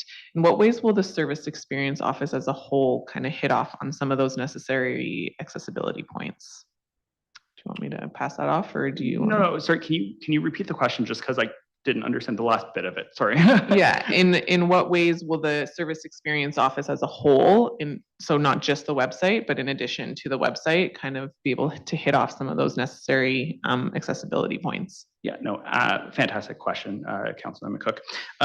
We are still in the planning phase as to how accessibility, especially digital platforms and solutions that I've deployed currently on the front end of the website, how that's going to directly relate back in with the service experience office and the solutions that they decide to build on. Obviously, digital transformation is a big focus that we have. So anything that we can do to make sure that accessibility is included on those components, we're definitely going to try our darndest. Might not happen right away, but our plan for the website is to make sure that we're WCAG compliant, which is 2.1 AA, which is the standard for all front-facing content and resources. And then we'll work with the service experience office later on to see what systems they need to have the same sort of accessibility standards applied to. Perfect, thank you. I think just for one example, at the mayor's town hall, somebody spoke about having an elderly neighbor who wanted to have help with the survey being filled out, and our solution was for her to go to the library, and I think we can do better than that. So hopefully that's kind of food for thought for the whole service experience portal, that if we have elderly people who just want some assistance to walk through some of the things that we are asking them to participate in, that we can help them along with that. Okay, I will move to some of the questions. We have Councillor Monkoff-Swain, Van Newkirk, and then Natellenboss. Councillor Monkoff-Swain. Yeah, thanks. Appreciate the extensive overview there. I guess, I mean, I could just, you could speak for 10 hours. I could ask 10 hours worth of questions. You didn't, so I won't. Just the one thing you flagged was about trying to avoid the pitfall of weeds, right? Like, I'm sure someone, I wasn't here, but before 2017 came in and sat in your chair and told council how great this website's going to be, and it was got all signed off. So how do we avoid that pitfall of weeds here? Yeah, great question through Madam Chair to Councillor Monkoff-Swain. We're doing things very differently than other municipalities. And when we talk about a pit of weeds, there's quite a few things that go into it. Web governance on the administration side of things is something that we're tackling that we've never done before. We've never really had a home or a department that can own the website or the deployment of a project of this scale. So that's going to be the first thing that we're taking a look at. We're also not building on a turnkey solution, which is definitely eye-opening to some of our colleagues in other municipalities. But one of the reasons that we're doing that is because we have full control over what we are able to update and deploy. One of the things that we ran into with Civic Plus is, a SaaS, so a software as a solution. Once they have something deployed, and if they want to do an update that's specific to a case study like the city of Beaumont, they can't necessarily do it because that would require them to do a deployment for everyone else that sits on the same platform, or they'd have to start having versions, and they tend to not do that because there's no money in it. So us building on a fully headless custom platform is going to allow us to avoid falling into those pit of weeds. And then the dedicated team that we have with the Service Experience Office of Connected Community will definitely help support that as well. Yeah, that's super helpful. And I think the key thing for me there is just around governance, right? And I see that theme strongly throughout this discussion, and very easy to come up with a nice fancy website and let it go. So thanks for that. You touched on a few things around change management. I mean, the amount of people who've complained about the website over the years is going to quadruple when the new one comes up, just by way of human nature, right? So recognize that. The bigger picture for me, and maybe I'll pull out of the website and maybe I'll. Sorry, Councillor. Oh, you can finish? Okay. You can jump in if you want. Do you want to go now? Sure. I was just going to add, if you look around, we didn't have this in 2017. Look at the talent that's in this room, the resources that are in the room, and council has put towards this project. So great question about, were we building the best in 2017? We thought so, but we didn't have the resources or the expertise. So I'm very confident this is not going to be a redo of that. And I'm sure you are as well. Yeah. And that leads me to my bigger picture question. Maybe I'll put Ms. Bozor-Hudak on the spot for this. First, thanks for sharing your team with us. It could have been very easy for you to roll this up and you speak to it, but really good for us to hear the talent that's in front of us here, and it gives us a lot of comfort. So thanks for doing that, and goes to that kind of team culture that Beaumont's trying to push. Two key questions for me. Budget. So we gave you a budget. We kind of gave you 3/4 of one, and then we topped it up. How are we tracking along that is kind of question one. And then question two is, once this launches, the first question that the mayor is going to get is, how much did this cost? So are we able to provide some information around what this looks like, and how are you going to be able to help equip us with that answer down the road? Yes. So to make it a simple question, the Service Experience Office is its own department. So you'll see it as a unit. But as far as the budget's concerned, we have a carry forward because we had to put a lot of things on hold until we had a lot of this planning work done. So the carry forward was, I think, presented and going to be finalized when the audited statements are done. So as far as budget, we can pull that out quickly. We're not over budget. We're running within budget. There's no issues there. As far as how much everything costs, it's an ongoing operating cost. So the FTEs that are in there as part of the ongoing operating budget.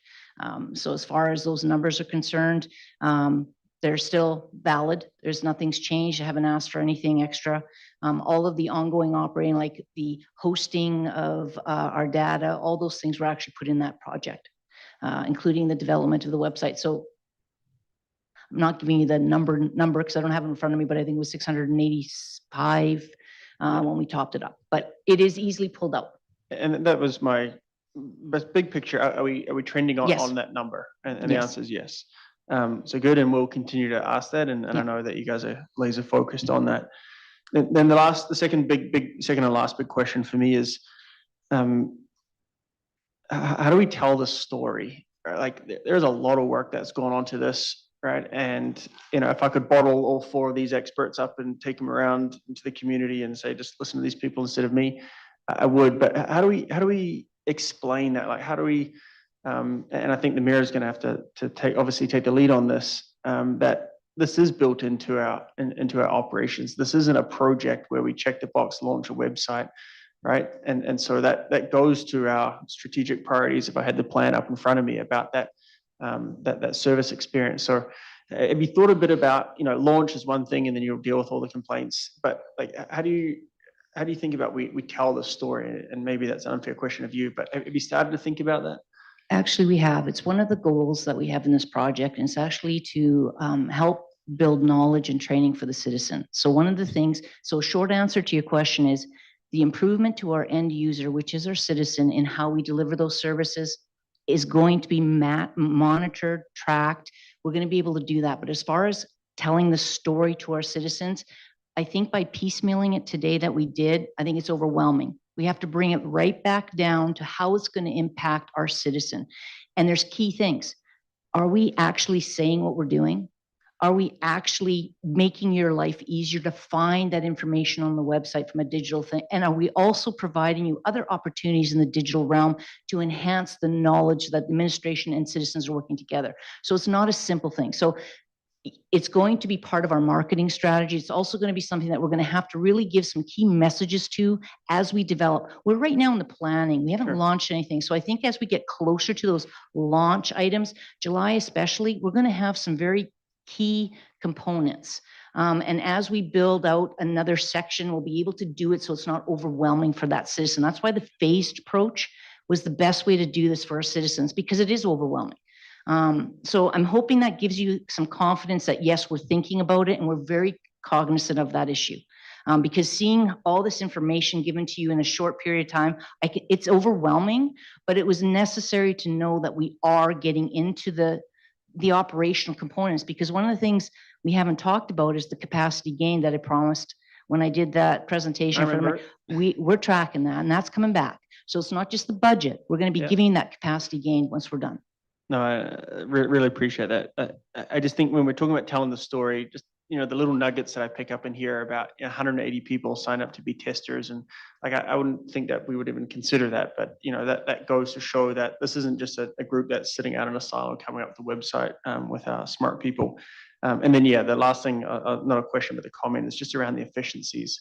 Like a lot of the folks who complain about the website, and rightly so, think this is just for the citizens out there, the public, right? But the efficiencies that administration is going to realize by having a website, I think the more we hammer in on that, and that was something that really came through clear to me today around what this whole piece that you're putting in front of is not just for the public, and we got to work for them for sure, but it frees up your guys' time to be more efficient. And so, I think we just need to continue to hammer on that. So. Fantastic 90 minutes. Thanks for everything, everyone who came and presented. I wasn't sure how it was going to be presented today, but really, really good and got a lot of comfort moving forward. Thanks. Councillor Van Nuker. Yeah, thank you. It's uncanny how much, like Councillor Monkoff, Swain and I think sometimes I was going to go to budget, then I was going to go to story, and then I was going to wrap it up. But so I'm constantly course correcting my comments here. But one of the big picture things I just want to point out and I guess reaffirm is something that Ms. Bozo Hudak said, and the Service Experience Office is an operational item. Council has made a commitment to this office, to the experience and to the continued funding of that because it's an office. So, the staff in the room who are here tonight, it's a testament to the good work that they're doing, that all of this is going to continue into the future because of the outcomes that you're speaking of, you know, making things easier for residents, tracking things more, increasing transparency, you know, making available metrics and all those pieces. And that can't be done without the good work of you folks in the room who presented tonight. So thank you very much for that. One of the more in the weeds questions I had for earlier just was around the workarounds that residents have done in the meantime on the website. And that workaround is our friend Google.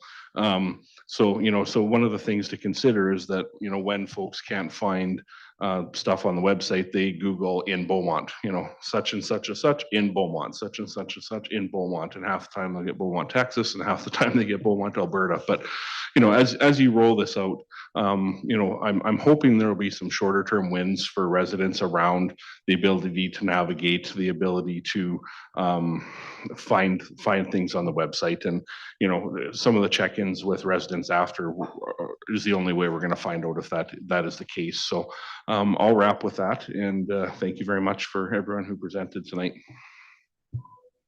Thank you. Councillor Tellenboss. Perfect, thank you. Yeah, I'll keep it short and sweet as well, just because other council members have asked a lot of my questions more specifically on the cost side of things. But I do have, I guess, one and a half questions here. First one being, in terms of the QA process, obviously it's going to be going through testing phase. I'd imagine it's like a sandbox concept where we're not disturbing our current website and we're still able to use what we can use of it while the new one's being implemented. Yeah, through Madam Chair to Councillor Tellenboss. I'm so happy that someone else said your last name earlier. I was very concerned about messing that up. Yes, when it comes to QA testing, it's not going to disrupt any of the current environments that we have set up. We will have a separate dev environment that will be made available to these testers.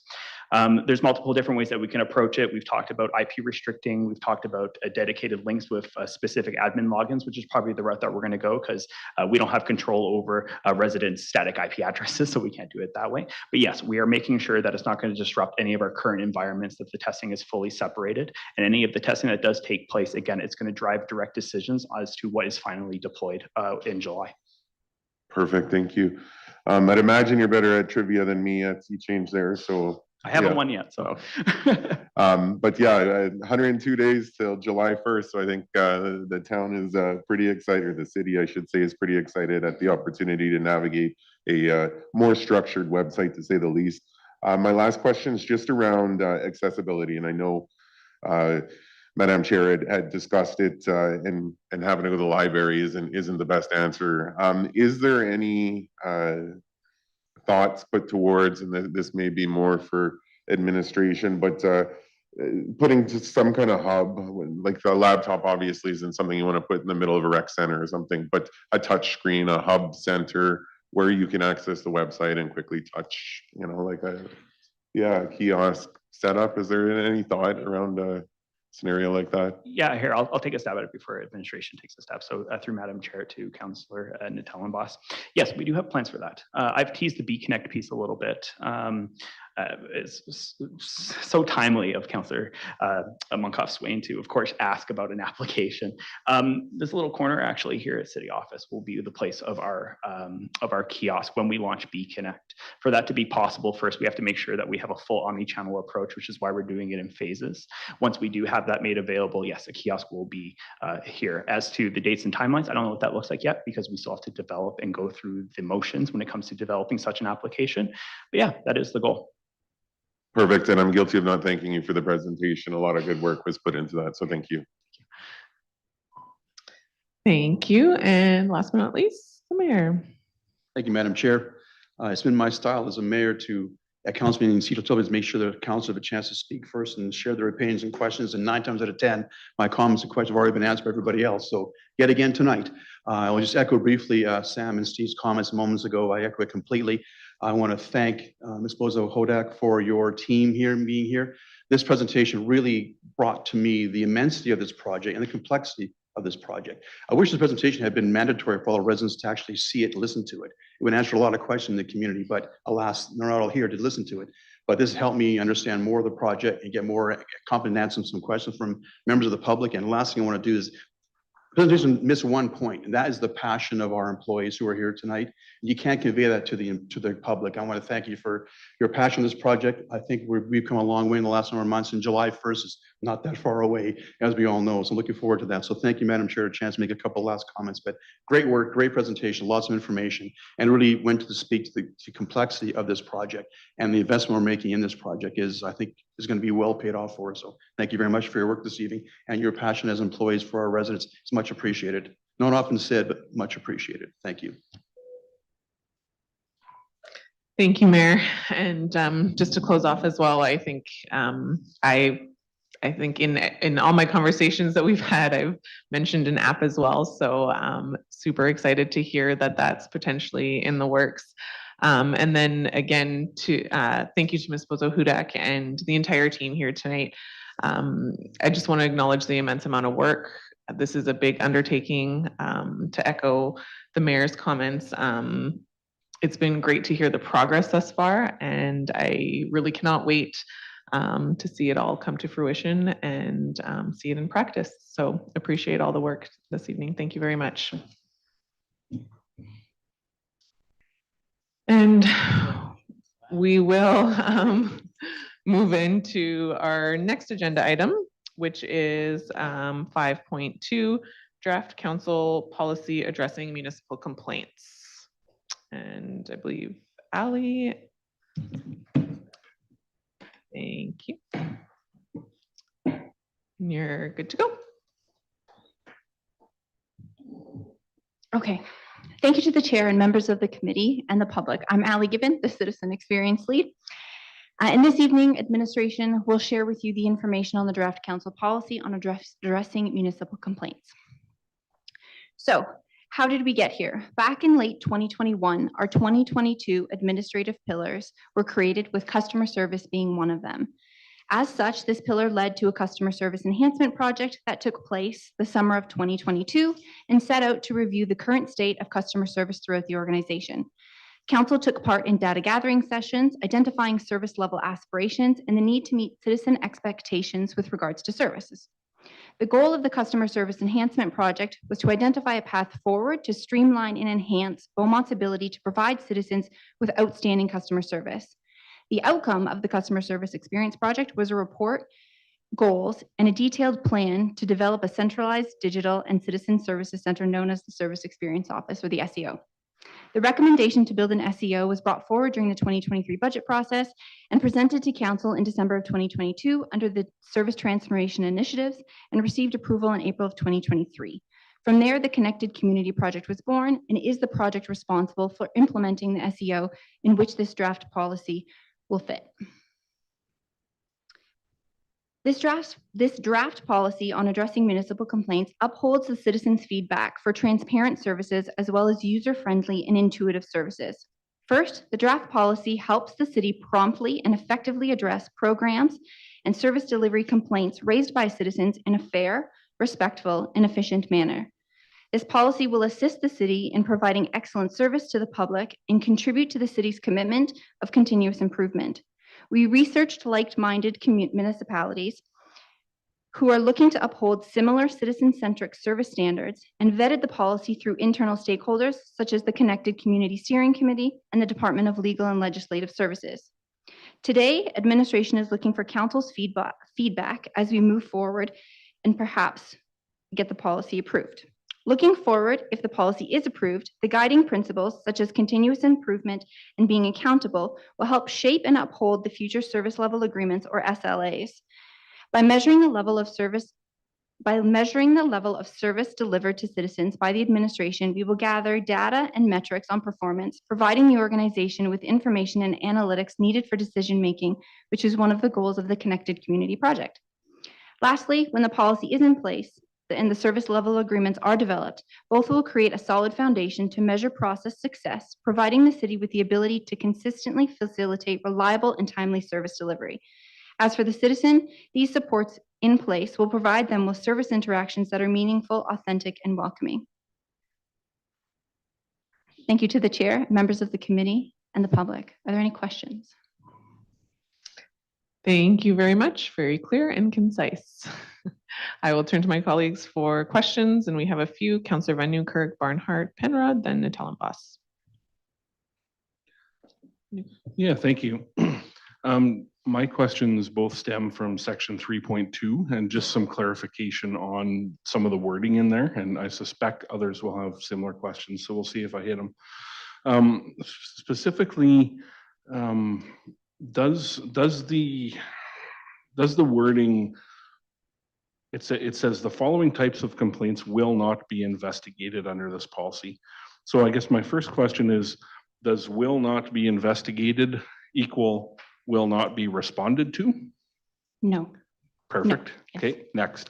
What will be the process for determining consistently what issues are frivolous or quarrelsome? I get why we want this there, but how do we make sure that we're going to use the same lens each time to be consistent with the application of that bullet point? I know why it's there, and I know it's going to take judgment, but how are we going to keep that judgment as consistent as possible for that one? Councilor Nuruk, that is a fantastic question. When it comes to developing the directive or the standard operating procedure, we are hoping to build a framework, a workflow. There will be an administrator who has to make that judgment call, but providing the outline of what that entails will be in the directives or the standard operating procedure. And this council policy is designed to uphold those and to create the foundation for them. Yeah, so the goal is going to be as consistent as possible with these decisions. Yes. Yeah. And there's three sides to every story, it seems to. And no doubt once this policy comes into effect, there's going to be a period of probably higher questions of council and administration, just because I think there will be a change here that residents will feel. So next question is around the third bullet point there, complaints addressed by legislation, municipal bylaw, or other city policy or procedure. So, we've established that will not be investigated doesn't equal will not be responded to. But in that third bullet, if there is an inquiry or complaint that is covered by those other things, will we take the opportunity to point out what those other things are? As in, your concern is covered under this policy or this guideline or this bylaw? Like, will there be an opportunity to educate the person who reached out just to show them where that issue is handled? Councillor Van Nieuwkerk, yes, there will be. Yeah, and I think that'll be the most important part of this is just ensuring it's a two-way communication. So thank you very much. Thank you. Councillor Barnhart. Thank you very much, and thank you for those questions, Councillor Van Nieuwkerk, because that was one half of what I was going to ask. So I'll jump to the second one, and the second one is around the in the policy itself, 5.7.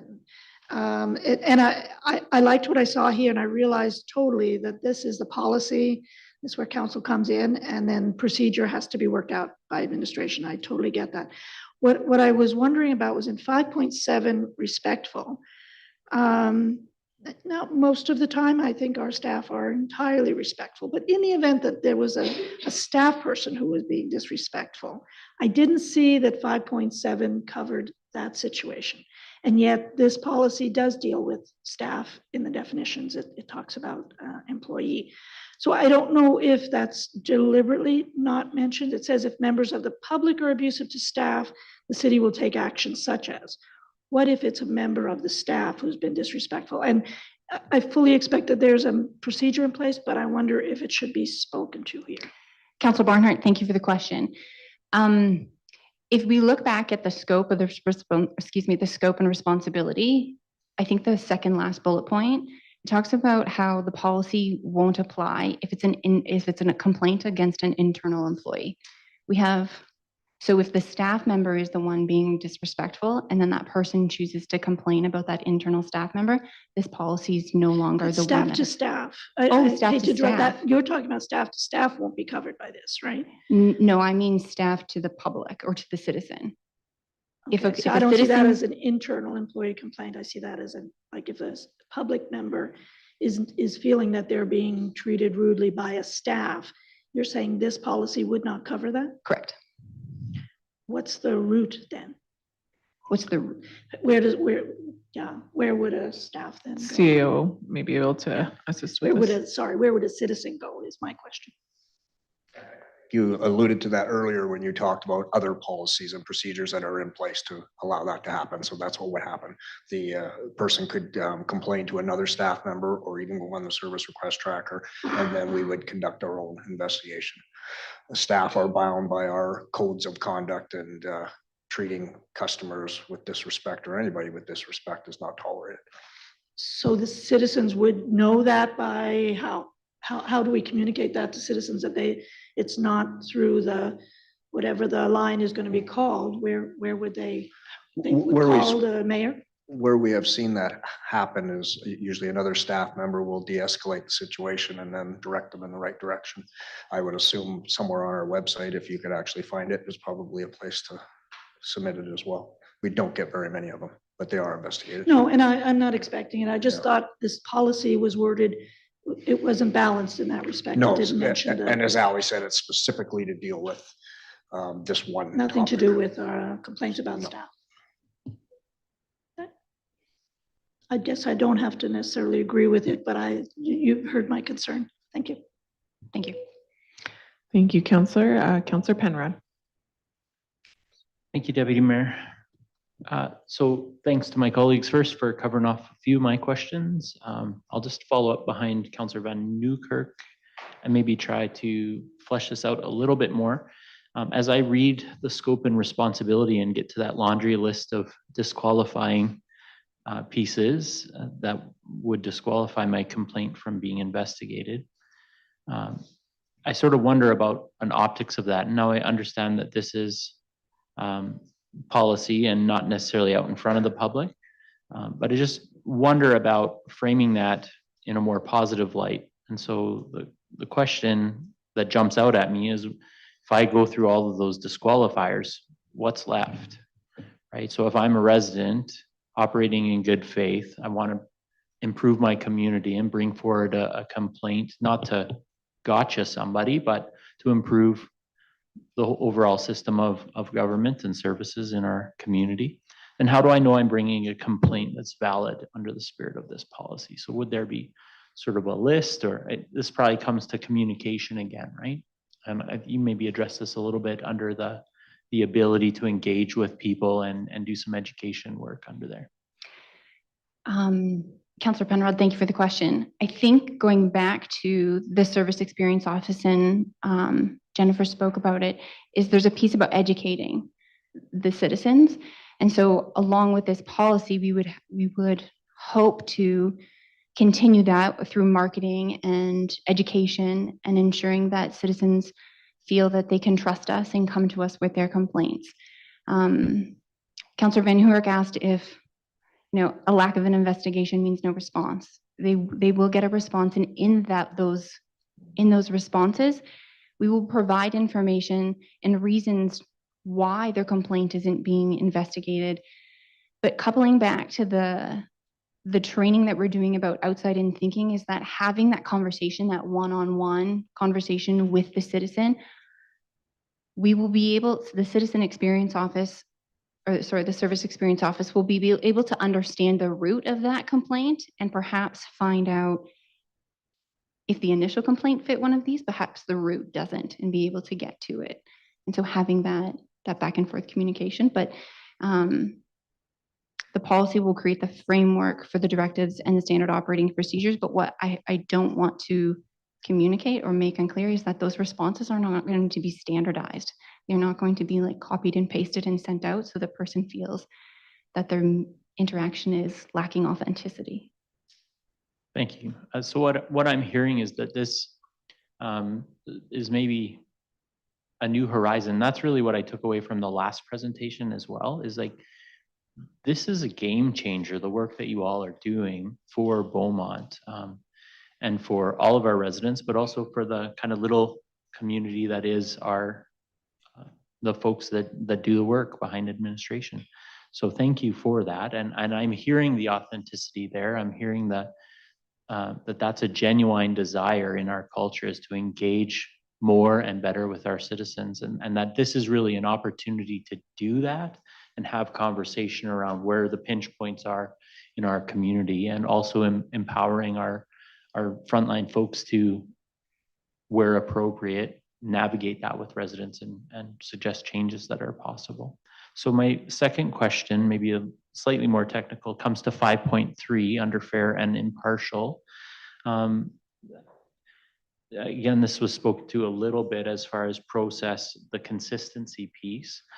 No individual can be completely fair and impartial. We're still a small enough community that you're going to have personalities that are known and some conflict. So does this section contemplate a position like an ombudsman or another kind of mechanism for if a person feels like they haven't got a fair hearing or had that kind of authentic conversation, that they would be able to appeal to that position or process? The fair and impartial, Councillor Penrod, thank you for your question. The fair and impartial piece will uphold the directives and the standard operating procedure. It does not align with if as an organization or as administration, if they feel as though the City of Beaumont, that next step, I would have to refer to legal and legislative services on that in the Municipal Government Act and what that process is outlined. We would certainly follow all of that piece, but that would supersede all of this. Okay, thank you. Our clerk may be able to assist here. Thank you very much for the question. I'm chiming in as Director of Legal and Legislative Services, and just to offer maybe committee a little bit of reassurance. I think the service office in some regards really does operate like a little bit of an ombudsperson type of service because they're dealing with complaints. When it comes to HR complaints, those are always escalated through the appropriate channels, and we do have strong policies related to code of conduct, expected behavior of staff when dealing with any resident, any citizen, any third party.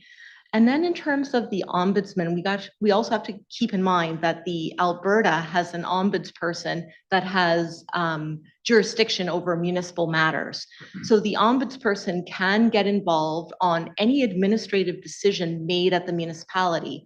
So for example, if there's a complaint made and it's gone through this customer service center, and the resolution is not satisfactory, that would be a valid complaint to take to the Alberta Ombudsperson.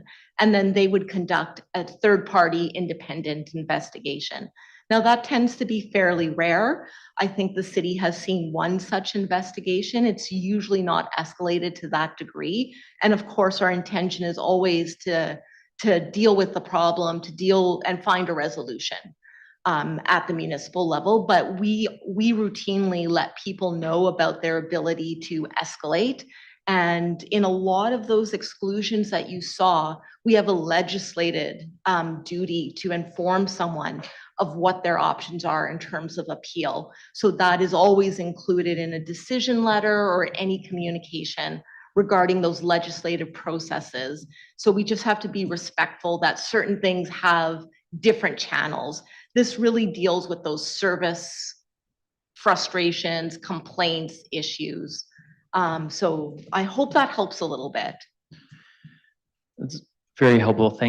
Thank you, Ms. Bujeja, for that background. I think part of where I was going with this question is there potential for a financial impact if they're to build out this process, if there's more positions? So the question was, could we fill that internally, or what are we thinking there? But it sounds like from that comment that we're confident that the resources are already out there in the wider ecosystem, and it's just a matter of referring people to the appropriate channels. Thank you. Thank you. And Councillor Natellenbos? Perfect. Thank you. Just, I guess, a couple questions. One, I'm going to go back to what Councillor Penrod had mentioned. I just think we should try and better define what is considered an acceptable complaint, because we're focusing on what we can't complain about. I mean, up until with Ms. Bujeja clarifying it, I don't know that this 100% clearly states that, hey, this is intended.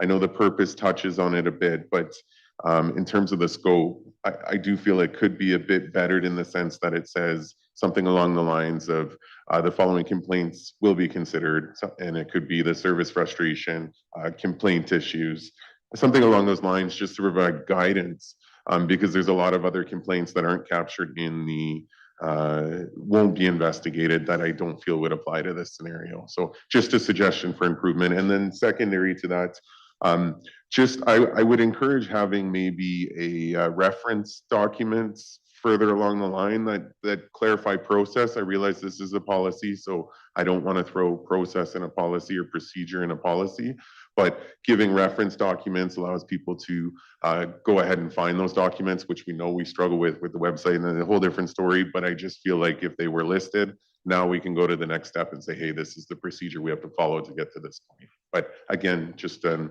improvement suggestion, but thank you for everything you've put together. It's fantastic feedback. Thank you. That's all the questions I believe we have. So thank you very much for your time this evening. And it is 7 o'clock, so we will take a 15-minute break and we'll return at 7:15. Thank you. Thank you.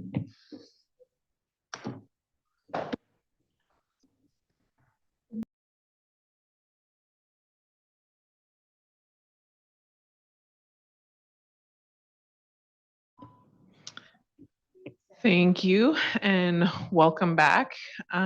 With the consent of committee, we would like to move section 5.5 and do that one next. If everybody is okay with that. No objections? Okay, we will get that one completed right away. Grace, welcome.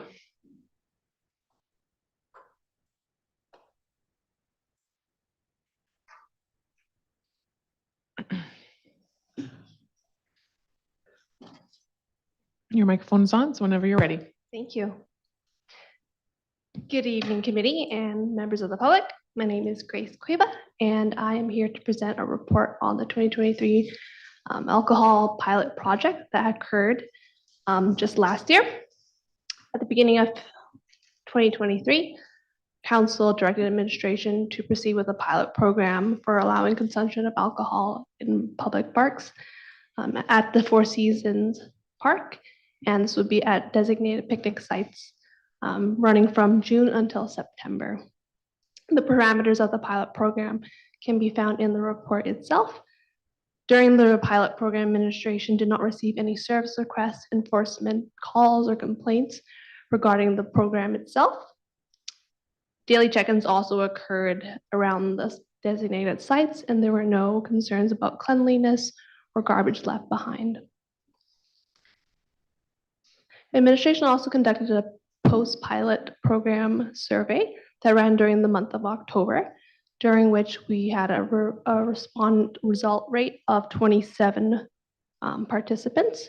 This is generally a low response rate, and so the data is insufficient to be able to form any conclusions on the public's opinion.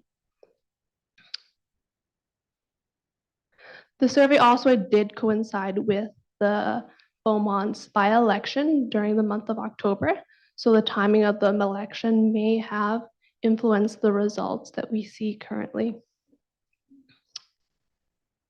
The low response rate could also be attributed that the public didn't perhaps have a concern or any issues with the program itself. And so the feedback summarized in the report should be balanced with the number of responses given. Some of the concerns raised in the survey itself were with regards to consumption of alcohol around kids and what the effects may be, public intoxication, garbage, theft, vandalism, and such.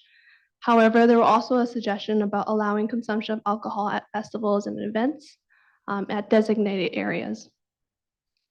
Administration did conduct regional analysis of the area of municipalities that also have either permitted alcohol consumption in public parks or that have been piloting a program. Similar concerns were raised from residents about intoxication, et cetera. Some of those concerns that were raised in our surveys. However, these concerns they found in other municipalities have not materialized as of yet. Therefore, administration is now presenting a few options for the committee's consideration, and the options are as follows. So option 1 would be to discontinue the pilot program for allowing consumption of alcohol in the parks and to kind of prohibit that in public parks. Option 2 is split into 2A and 2B.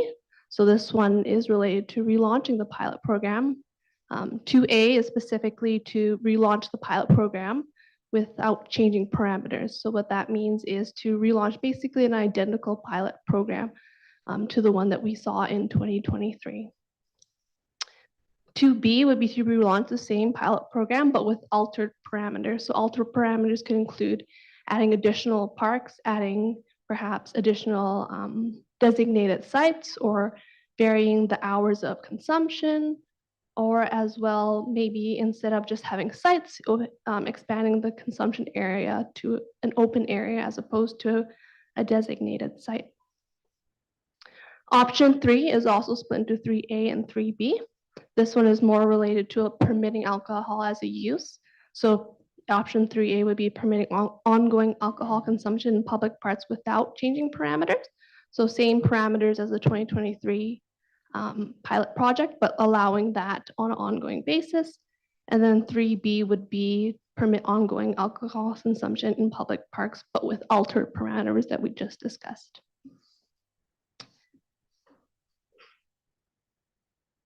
If council proceeds ultimately with 2B or 3B, there are some considerations, and that might be including additional signage, garbage cans, or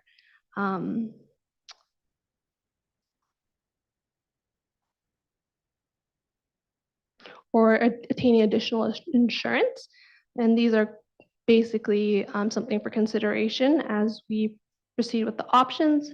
Option 3A or 3B, if that is pursued, administration will then need to update the community standards bylaw to permit alcohol consumption in parks. The financial considerations associated with re-implementing the pilot program or changing the program's parameters are not included in the 2024 operating budget.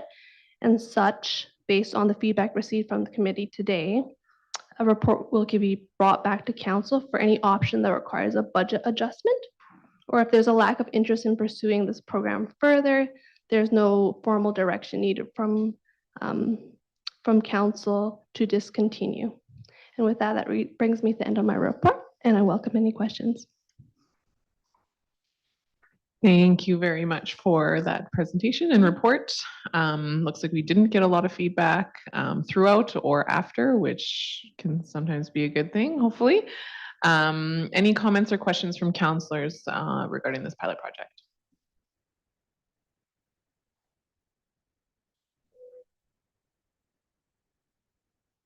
Councillor Natellenboss, then Munkoff Swain, then the mayor.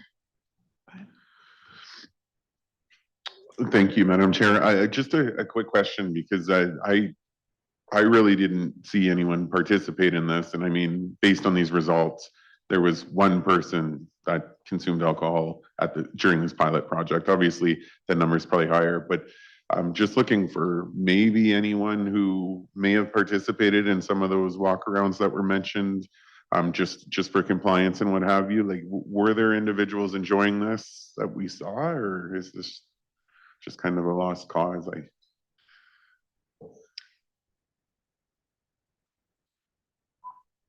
Ms. Bougia. Thank you, Councillor Natellenboss, for the question. We don't really have a lot of data. When we were conducting the walkarounds and checking in on the sites, it was really just to check that the sites were cleanly, that there wasn't any abuse. We did receive one complaint from a resident that they didn't like the signage because it obstructed the view of the pond. So I do think there were people using the program, but it just doesn't seem to have really resonated strongly with the community one way or the other. And as Ms. Cueva mentioned, there may be good reasons why we didn't get a lot of feedback in the post survey. We did get more responses in the initial survey, but even there, it wasn't an overwhelming response. I might be wrong, but I think it was about 200 respondents in the initial survey. So still not like what we saw when we did traffic safety bylaw, for example. Yeah. Thank you. Thank you. Councillor Monkoff Swain. Yeah, thanks for the report. I'll pull us back kind of why we did this in the first place. And it was just really to try to drive more folks and more access into Four Seasons, you know, a great asset that we have in the community, and being able to go down and have a picnic and have a glass of wine or a beer was kind of appealing to a few folks, and seen other municipalities do it. So that's kind of the why for those who weren't there for that discussion. You know, given the fact that no one really had any concerns either way, I personally partook in this and did make sure I sat at the right bench so Sandy didn't yell at me. And yeah, there's a few other people around type thing. So it was, it's not something that's going to overwhelm the community, and clearly the results here show it. So my bias would be to go to 3B, and, you know, with altered parameters. And the key one for me, aside from I'll vote for anything that gets new garbage bins around the place. But aside from that,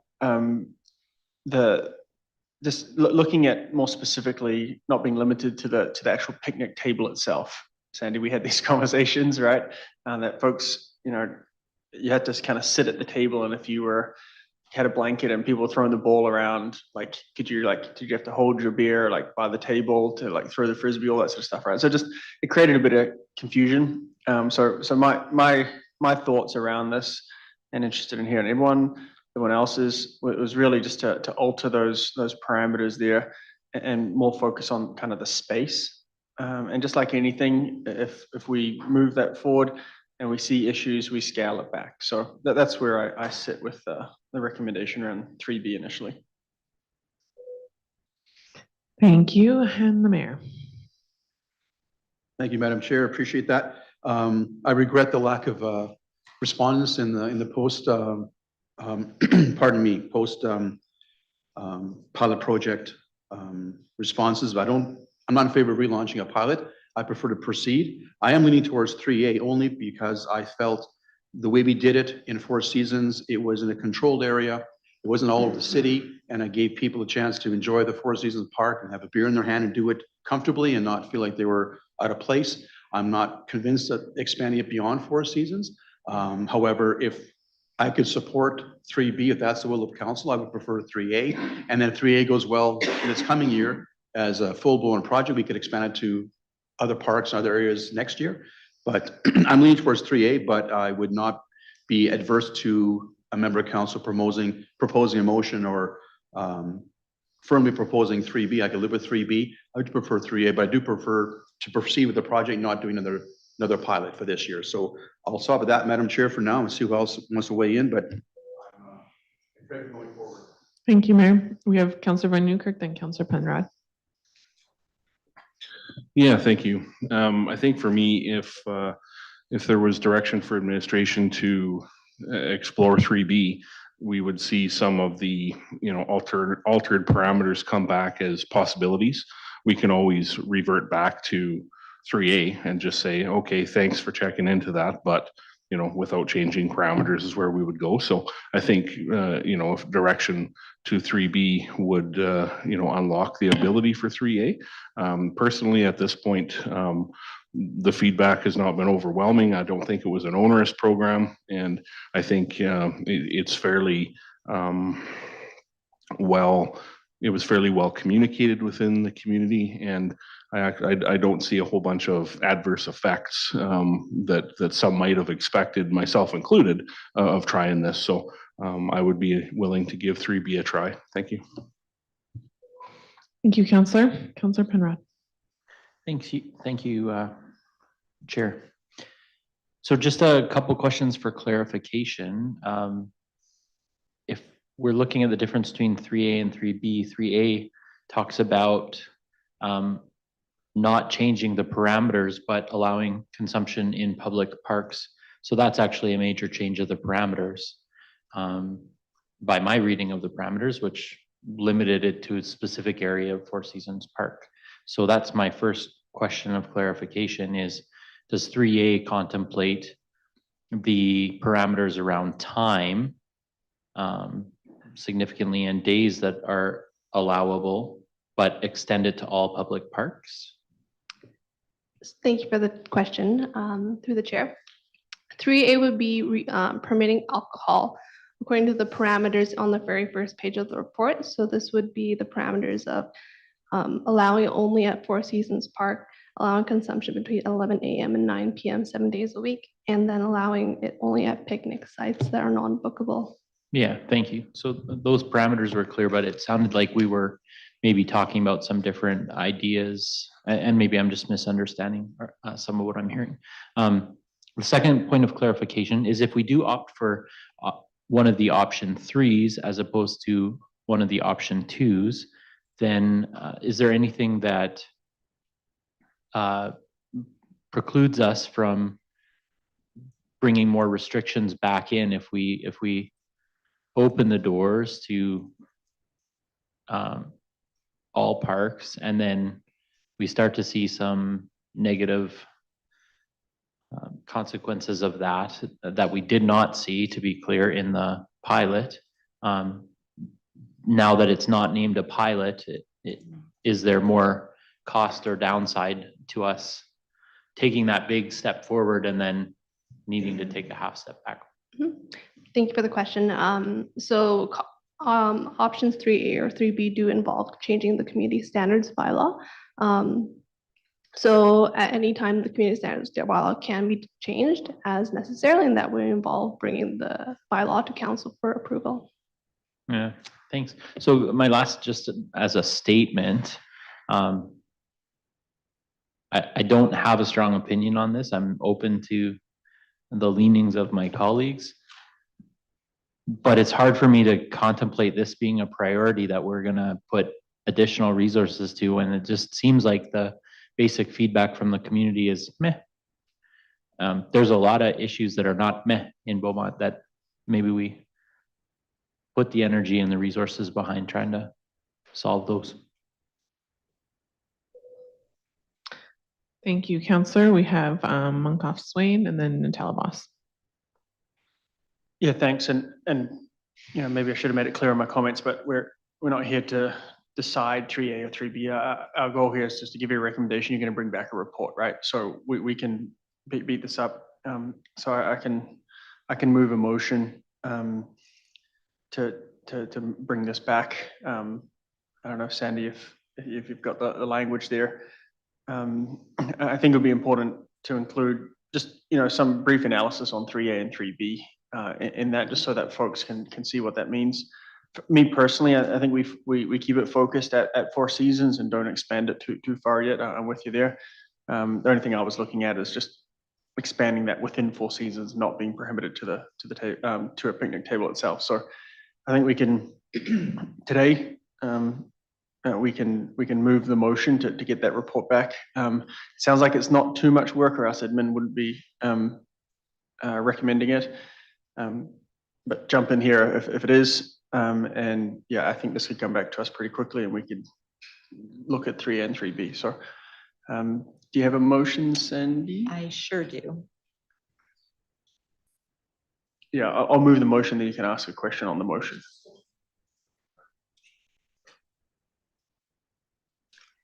So Councillor Munkoff Swain, just to be clear, this will be a recommendation from Committee of the Whole to Council.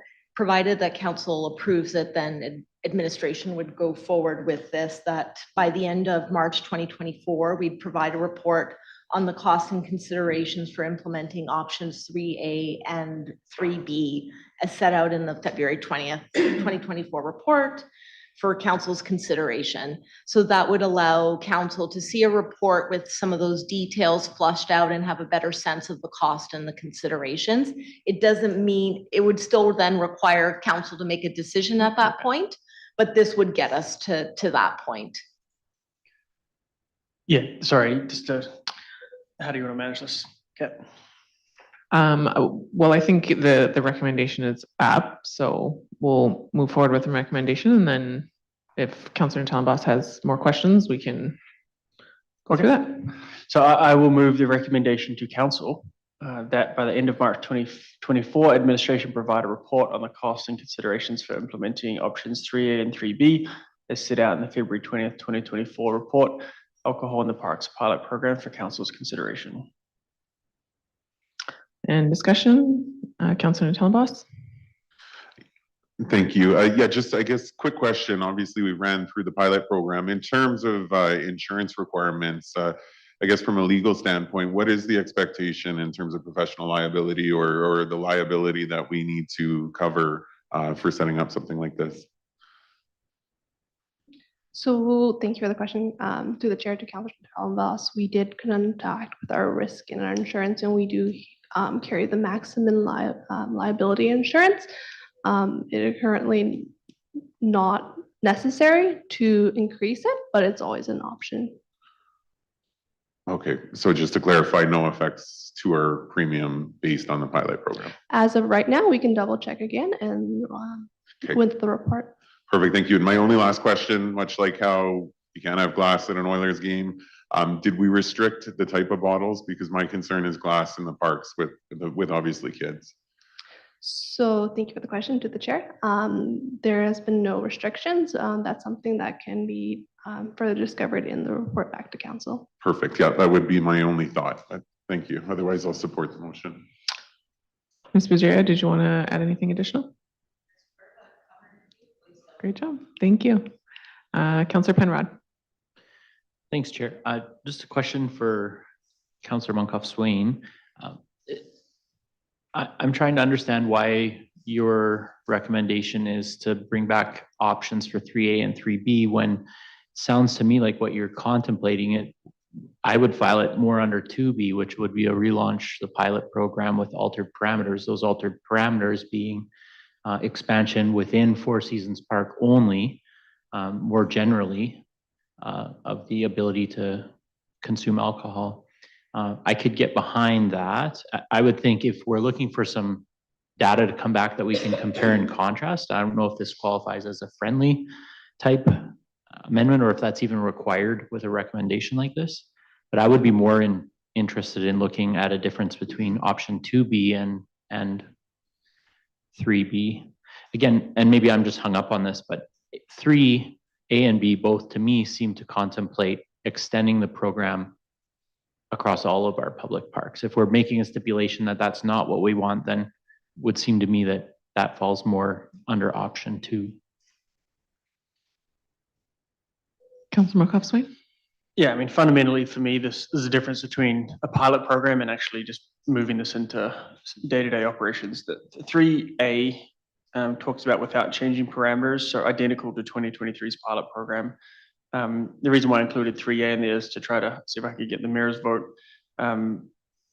We're just trying to, basically the administration is going to bring back both options here to permit it as opposed to a pilot program, right? So then if it's permitted, then that changes the governance and there'll be some work that goes into the background. Pilot programs to me, I'm not a huge fan of. I was okay with this one first time because of the potential community concerns around it, but permitting it moving forward makes sense. So that's why it's 3A and 3B. Anything further, Councillor Penrod, or that's sufficient? Great. Any other comments? Oh, Ms. Bujaya. I just wanted to add one clarification. We may not be able to expand it to many public parks because it's city-owned parks and it has to be parks where it makes sense. So that's something that we will tackle when we bring back that report, really start to get into what this looks like moving forward. Just to be clear, you know, it's quite possible that some of our parks just wouldn't be an appropriate location. So that's something we would look at in the report. Thank you very much. Any further comments? We're okay to vote. I will call for the vote.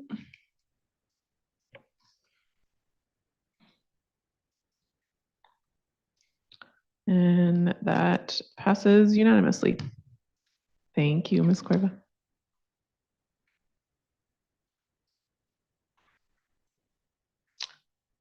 Okay, we will move on to our next one. 5.3, online registration and swim lessons. Ms. Cuthbert and Mr. Suter, or just Ms. Cuthbert tonight?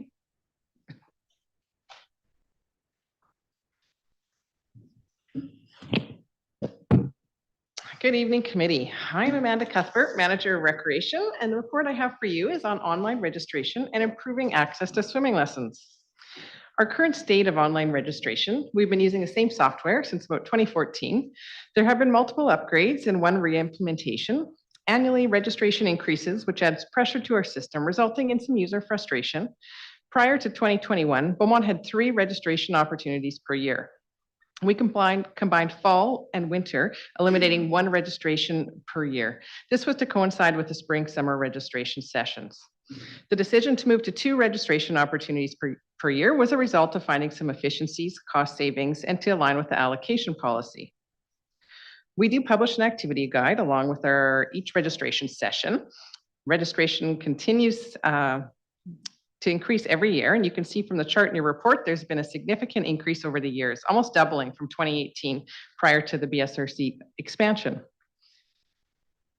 The program, oh, sorry about that. The program alleviated some, oh, I'm all over the place. I apologize. Just lost it. In 2020, we implemented resident registration. This allowed Beaumont residents access to registration 2 days prior to non-residents. This is a unique model. Few organizations have had this benefit for their community members. This program did alleviate some pressure for local residents, giving them priority registration prior to non-local residents. Beaumont and some residents of Leduc County are included in the resident registration access. Approximately 80% of our registrations are local residents. Options to improve our registration experience. The existing software operates on a first-come, first-served basis, with user prioritization determined by login times. During peak hours, especially in the early part of the day, a considerable number of users attempt to register, leading to a temporary holding state for those patiently waiting their turn.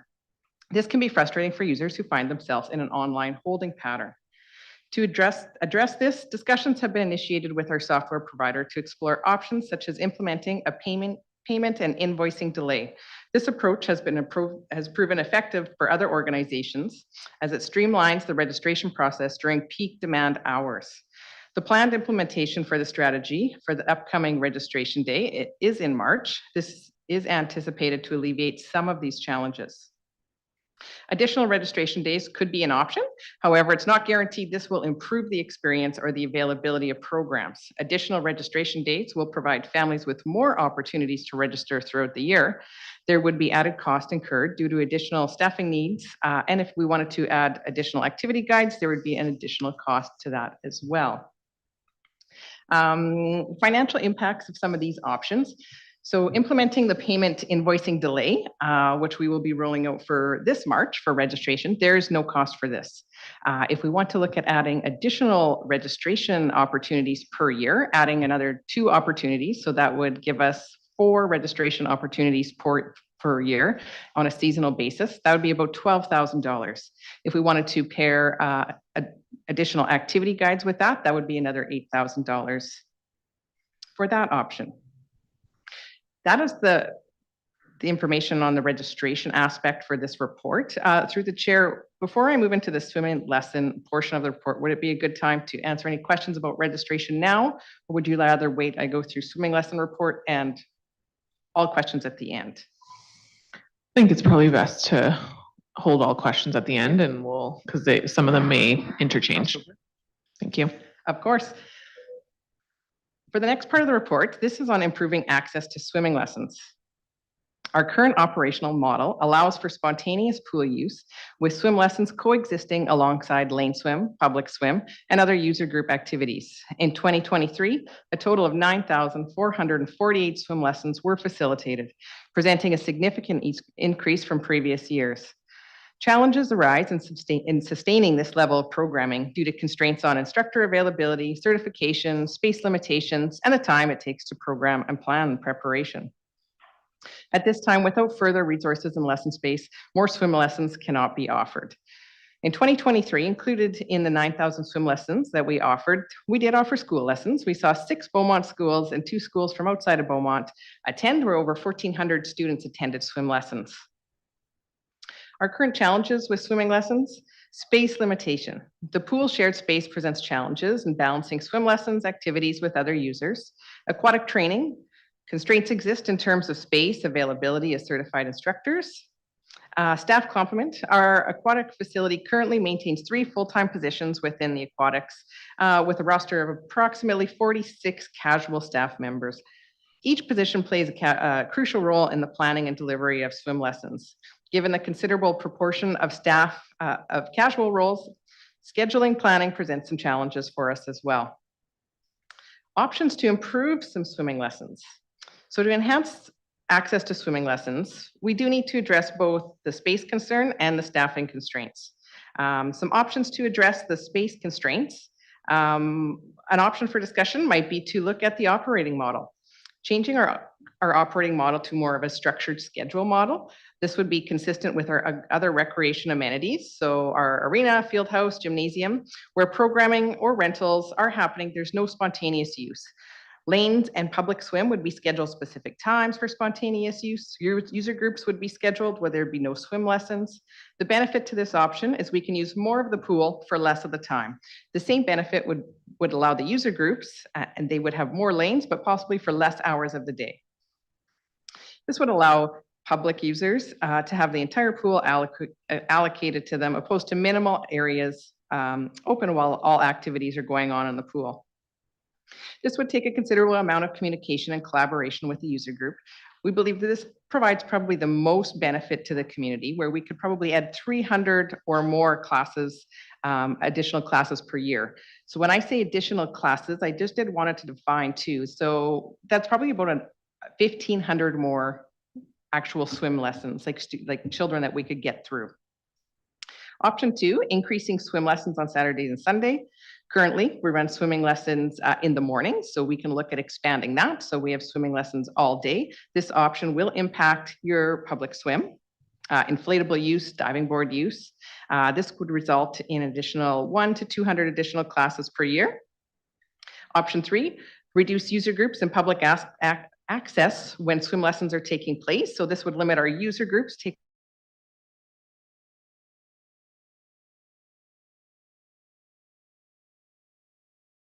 them. This would be less additional classes, only about 100 additional classes per year. Constraints. All 3 options would be dependent on the increased amount of swim lessons. Swim lessons are operated on a cost recovery model. So the instructor costs and the lesson materials are covered in the registration costs. Costs for additional lifeguarding staff would be required and not included in the cost recovery due to the changing variables. It would be reasonable to expect that if we added 1,000 additional swim lessons, this would result in an approximate $66,000 in lifeguarding additional expenses. We did use some financial data with some overages that we had over the last couple of years to determine this. Some options to look at increasing staff capacity. An option would be looking at a full-time aquatic programmer. This would be a person dedicated just to do programming to facilitate certification courses. Financial impact of that would be about $93,000. Another option would be addition of 2 full-time positions, swim leads that would take lead roles in swimming lessons.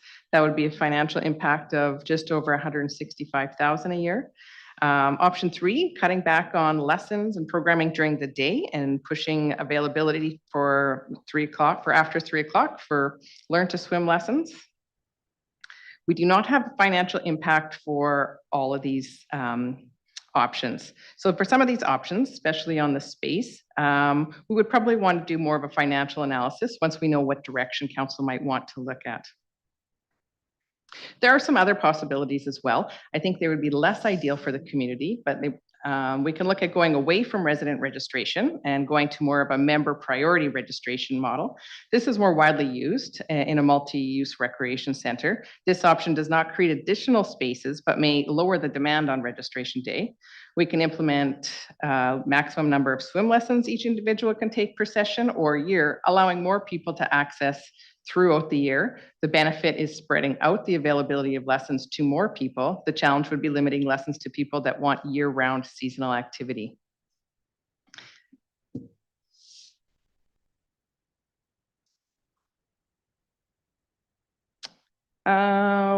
There's one more. Limiting non-residents from participating in swim lessons and or school lessons. So currently we have systems in place to ensure residents have first priority for registration. The benefit is that this will result in more availability for residents due to utilization. The downfall that some of these participants are from communities where there is no pool, and this may push the problem just to a neighboring community. With any major changes we do make, we'll always have some risks to the community, communication challenges, community resistance, customer satisfaction, and financial impacts. Timelines that we would need to work with to help mitigate the risks. Our programmers typically are working 6 months in advance and around the allocation dates for facility space. To implement a large change on January 1st, 2025, we would probably need a decision by the end of March on what we would want to be looking at. To implement a large change October 2025. So this would be post-annual maintenance. Annually, we shut down for a closure. So if you look at reopening after that aspect and having a major change at that point in time, we can push the decision out to later in the year and have a decision by the end of December. That's all the information for my report, and I am happy to take some questions. Thank you very much for the report. The data and numbers included were especially helpful, but also eye-opening. I know we had a burst of people registering, but this really laid out the magnitude of people that we have seen. I'm also happy to hear that discussions with the software provider have been initiated.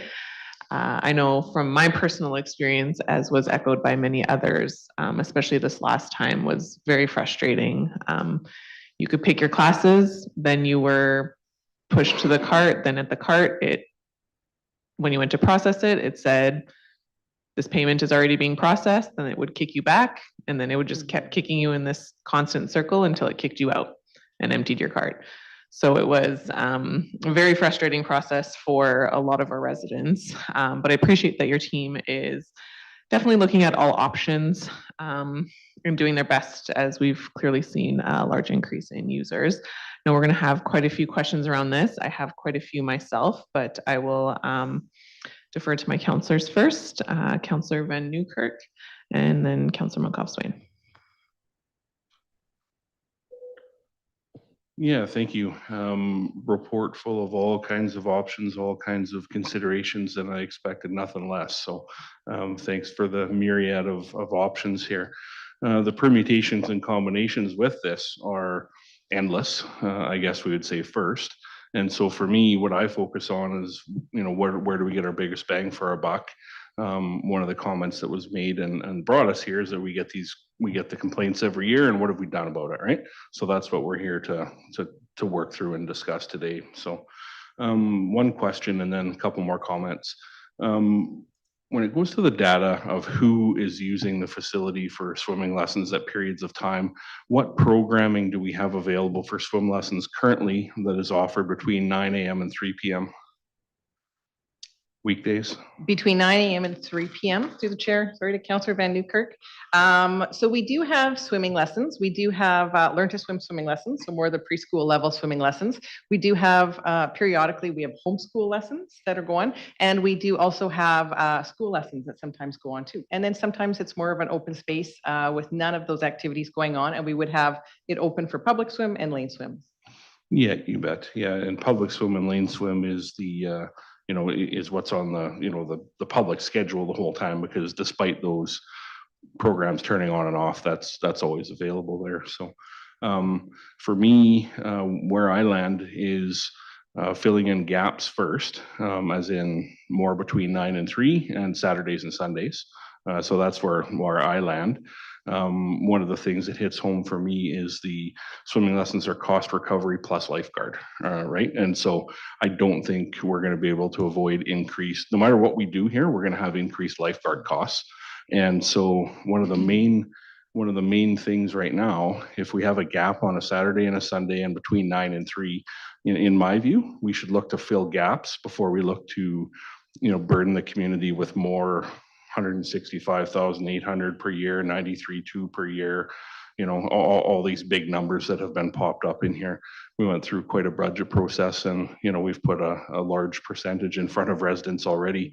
And I don't know that increasing that percentage to gain incrementally swimming lessons is definitely where the best bang for the buck is going to be, when we can fill gaps and get 1 to 200 classes per year on a Saturday, Sunday, and whatever that means to filling gaps between 9 and 3. So that's where I land on the issue. And then secondarily, I'm just wondering if you can qualify this feedback that I've got. So it seems that the demand for swim lessons drops off with the higher swimming levels. Can you maybe speak to that, please? Yeah, through the chair to Councillor Stephen Van Newkirk. Councillor Van Newkirk, I'm so sorry. Oh, it's okay. Yes, you are right. We see that, and I think that's a trend that you see in a lot of different activities in sports, as you see as they get older. I think with swimming lessons, it's really important for parents. They want their children to really learn how to swim and understand that life-saving skill, and that's a very popular thing to do. Once they get a little bit older, sometimes they take a look at other sports, whether they decide to join gymnastics or dance or hockey or baseball, and that becomes maybe more of their activity. And so we see less of those classes, the demand for the classes. Once they get up, probably that level 3, level 4, you really see those numbers drop. So you are correct. Yeah, for sure. And one family that I ran into, they said that, with conversation and permission, they had to register their other kid who had already done it into a lesson to make it so there was enough kids for the lesson to go for the kid who needed it, right? Again, with permission, with discussion, the mother sitting there telling that story. Did you know this? Like, where's everybody? Where's the swimming lessons that everyone's screaming for? Well, it's a higher level and the pool's empty, right? The classes aren't full, the classes aren't filling, right? So so those are the real things we're up against. So yeah, that's my initial comments, and that's kind of where I land on this issue. Thank you. Thank you, Councillor Montcalf-Sweeney. Yeah, thank you. I think the most obvious thing in this whole piece that we didn't need a whole report for is that we don't have enough space, right? Like the pool's not big enough for what we need. So I'll get to that. For the amount of people who have complained to me, including myself,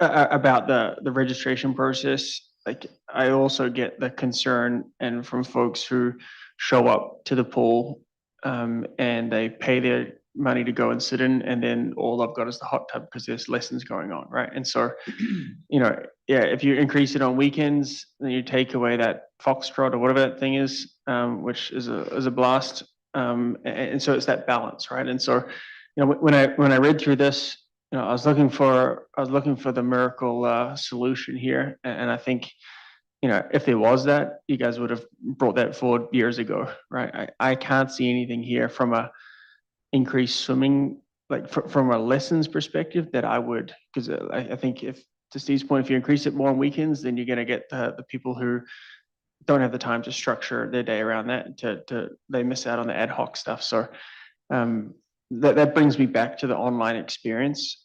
And I think most people, while they get frustrated at the registration, if they miss out, I think they recognize that a pool just wasn't built for the population that we needed to have, and people kind of roll their eyes at that, but they understand that.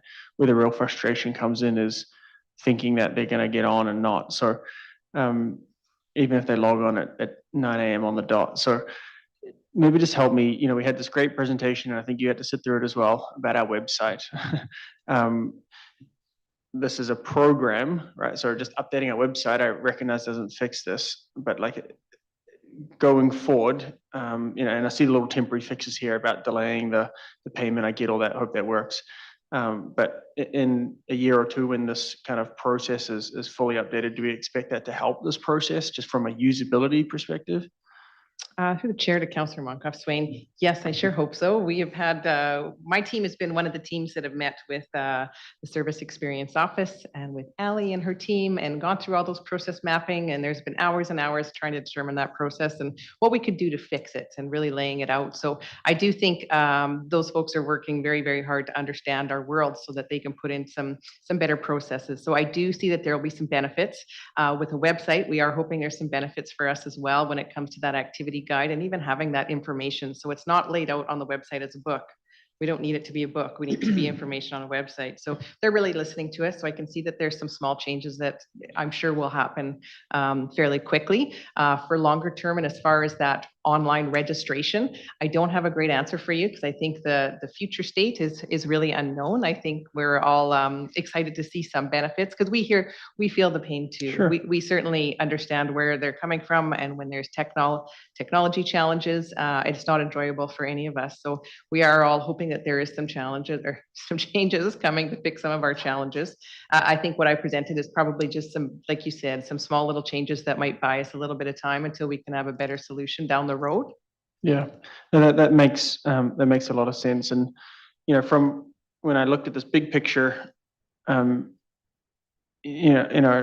was hoping to find something, but I think for me, the key word for this is probably a bit of patience and recognizing the spot that we're in, trying to see if the the changes in that technology can work. I don't want to do anything drastic here. Personally, I think this information has highlighted obviously the need, and I'll get into an opportunity in a second. But yeah, for me, I take this as information. I don't have a great big plan to come up and take this from here and this from there. I think you guys are doing the best of what you can. So that does lead me to the opportunity part of this, and I'm not sure how much she's following along, but I see Miss Niesink is in here. What this report is clearly outlining is a massive need.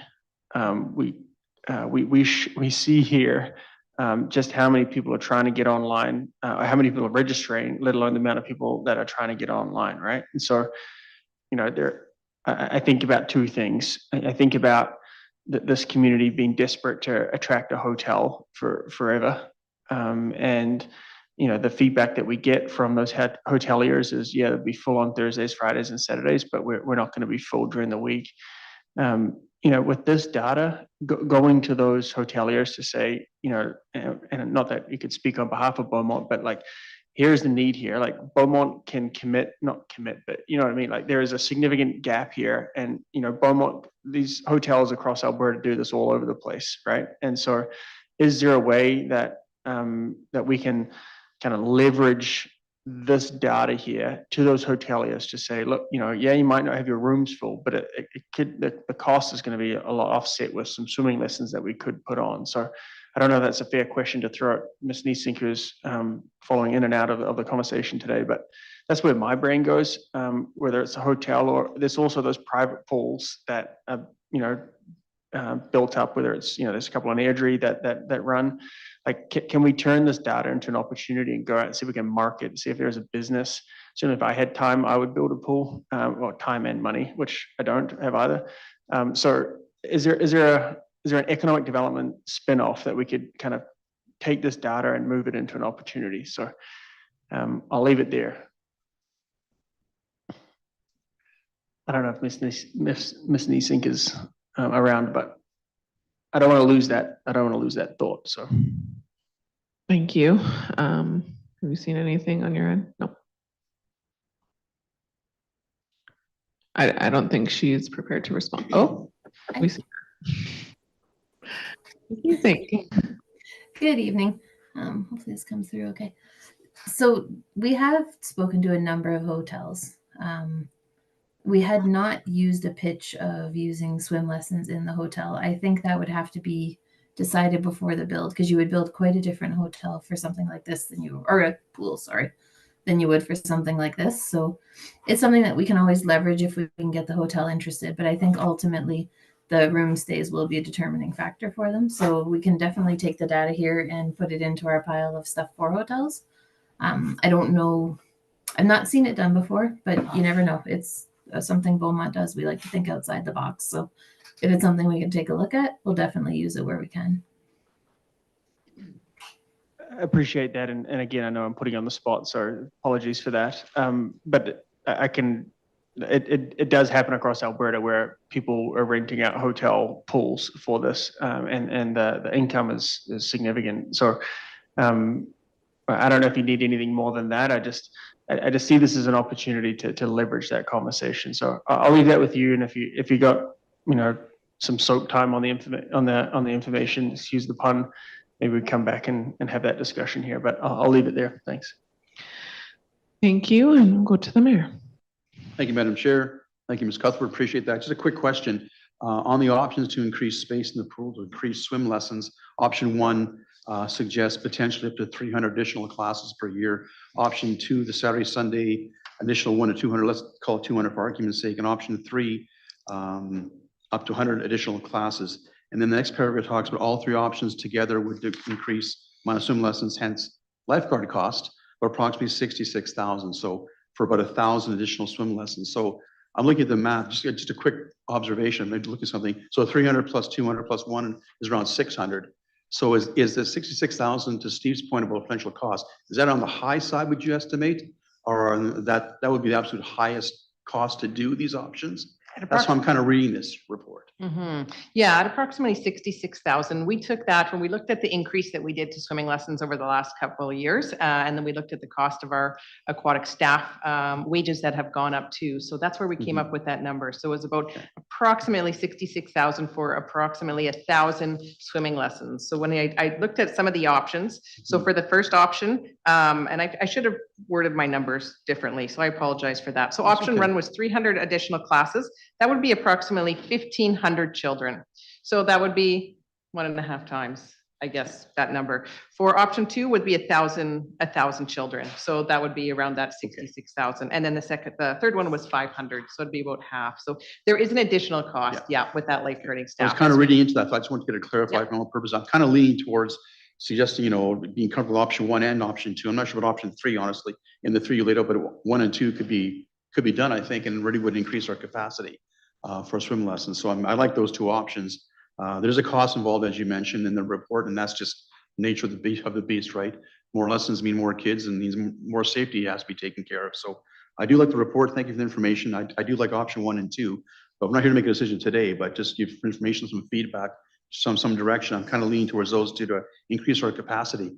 Lots of kids want to swim, and most were younger too, as you mentioned. They get up to 10, 12, 14 years old. Less are becoming competitive. Most kids are doing other sports, and the lessons seem to wane off after that. But the young kids really need to learn how to swim and all that good stuff. So thank you for the report. Thank you, Madam Chair. Thank you. I have a few questions myself, and then we can go to round 2. Councillor Van Nieuwkerk, does that work? Okay. My questions are more, I guess, a better understanding around process. So it's stated in the report that additional registration days would not give a better user experience. Just to follow up on that, though, I don't believe adding days would necessarily be about user experience on the day itself, but because we'd still have the same amount of people registering. But I think it would be just the overall process for people. So it's difficult for people to try and plan city activities that far in advance when they may not have other schedules for other activities in place. And as we've heard for swimming, often what happens, you register in the fall, your kid may not, especially in those younger stages, your kid may not pass. You've registered for winter, and then now you have to cancel out of that class. Now you've missed a season. So there's that whole process. And I don't know about others, but I know I've received a lot of feedback regarding that. Can you kind of speak to that? Yes, I would agree. Great question, great comment. I do agree with you. I don't think adding more registration days is going to fix the challenges we have with being in that online holding system. That's not going to help that. I think it could give definitely a better user experience when you do have 4 options. If you can register seasonally, maybe that aligns with some of the other activities or with school classes, school courses, things like that. I could see where that would be a benefit as well. So I do think that could help. That is definitely an option. With the activity guides, we can add that as well. We can not add the activity guides and still do 2 activity guides. That's okay too. Like there's some Mhm. options there. But yeah, I think for the cost of it, for $12,000 a year to add two more, I think that is probably a relatively great idea to give people some Mhm. more options. Perfect. Thank you for that feedback. Yeah, I think that's, if we're looking at kind of incremental improvements and where we can kind of improve process and stuff, I think that that's definitely one piece that could be helpful. So my other questions kind of tie into that. So the adding activity guides, basically the activity guides already come as two. So you have your fall winter one that is basically two guides put in one, and then your spring summer that is basically two guides put into one. So where does the extra cost come in if we already have the guides and basically we need to cut them in half and provide them at different times?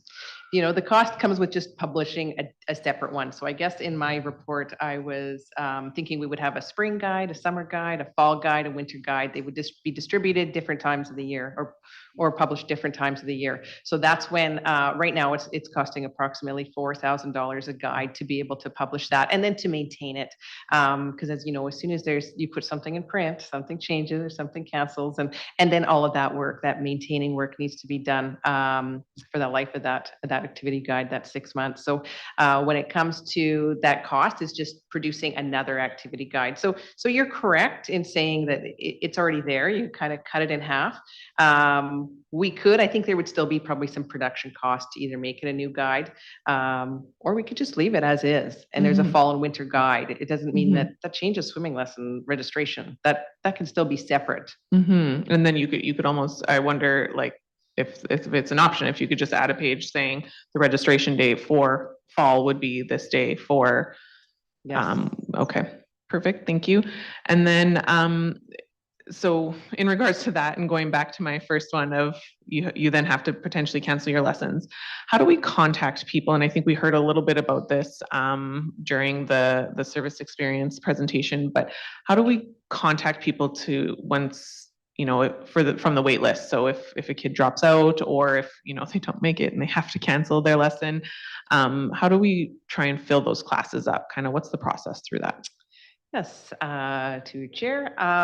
So once you go onto the wait list, once the spot opens up, guest services will go in and register the first person. So it's a first come, first serve on that wait list. Go to the first person, send them an email and say you're the first right to be able to register into this class. You have 12 hours to get back to us and contact us. And that's done via email, I believe. I don't think we're doing phone calls. I believe it's all right through email right now. So, and then they have the 12 hours to come down and then they can register. And from there, then they would have another 24 hours to come down and pay, or they could pay over the phone. We would give them a little bit of leeway from there. Okay, so basically, though, it's that 12 hours. Okay, I see Mr. Suter would like to jump in at this time. Good evening, committee. Thank you. I wasn't sure when to jump in or not to jump in, but sure. I just had a thought. And as you can see from this report, when we first sat down, Amanda did a lot of good work on this. And the whole point was to show council, show committee what goes in behind the scenes, what it takes to operate the pool. And of course, this is one area of the rec department. But the one thing I'll flag, well, there's a couple of things I'll flag if I can. Whatever changes we make, especially around the operational model, we have to be very careful that we're going to get it right, because we don't want to go backwards and we don't want to have that happen to us. So yes, there's frustrations in the way we operate today with registration and capacity, but we have to be very careful if we're going to make a significant change. Not around the money, but just the actual delivery of the service and not compound the problem. It is a community pool after all. It wasn't built just to have lessons. So therefore, in our master plan, we talk about spontaneous use. We have to be very careful not to eliminate those options for our residents. So there's a lot goes in the thought on this, but this was really just an exercise, and this is the current state, future state still to be determined. The online piece, I think this might have been the first year we haven't had a technical glitch actually with the Monera system or the internet dropping or the phones quitting. We've had all of that happen on registration day in the past, believe it or not. And the last thing I wanted to flag, and Amanda can speak to this, is no matter what we do, if we're going to increase capacity, lifeguard recruitment is another piece that we struggle with. And it's getting harder. to keep that complement up to snuff, up to the levels we need. And if we're going to add more, that's going to compound that problem. So I just want to raise those as thoughts and concerns that we have in the background. We are always open to tweaking and improving where we can, but significant change we've got to make sure we do that right. So thank you. Thank you, Mr. Suter. Yes, I certainly agree. I think taking away, especially some of those more open swim times and stuff, would definitely have potentially negative impacts on our pool, and we don't want to do that either. We want people to be able to come use it freely as well. I think that's kind of it for my questions. I don't know. I guess we can talk about next steps, but I think if those are some things we can explore as to, and I don't know how big of changes they are, as to whether we can split up some of the registration days and whatnot, just for some of that planning piece for people, then you may have less people trying to overload on a specific day because they're trying to sign up for 10 kids lessons instead of just, maybe 3. So that may help some of that process. So just a thought, but I have other questions here, so I will move on to them. Councillor Van Newkirk. Yeah, thank you. It seems that some of the software and administrative approaches might give us a little bit of relief, but we'll stay tuned for that. I just wanted to reiterate support for what Councillor Munkoff-Swain was saying and provide a couple of examples of what happens in some otherwise unused hotel pools, right? As one travels around into different areas, I've ran into full-on swim lessons going out of a hotel in Kamloops. I ran into it in Whitefish, and you can say, poor me, you get around. Well, that's what our family tries to do. We try to travel.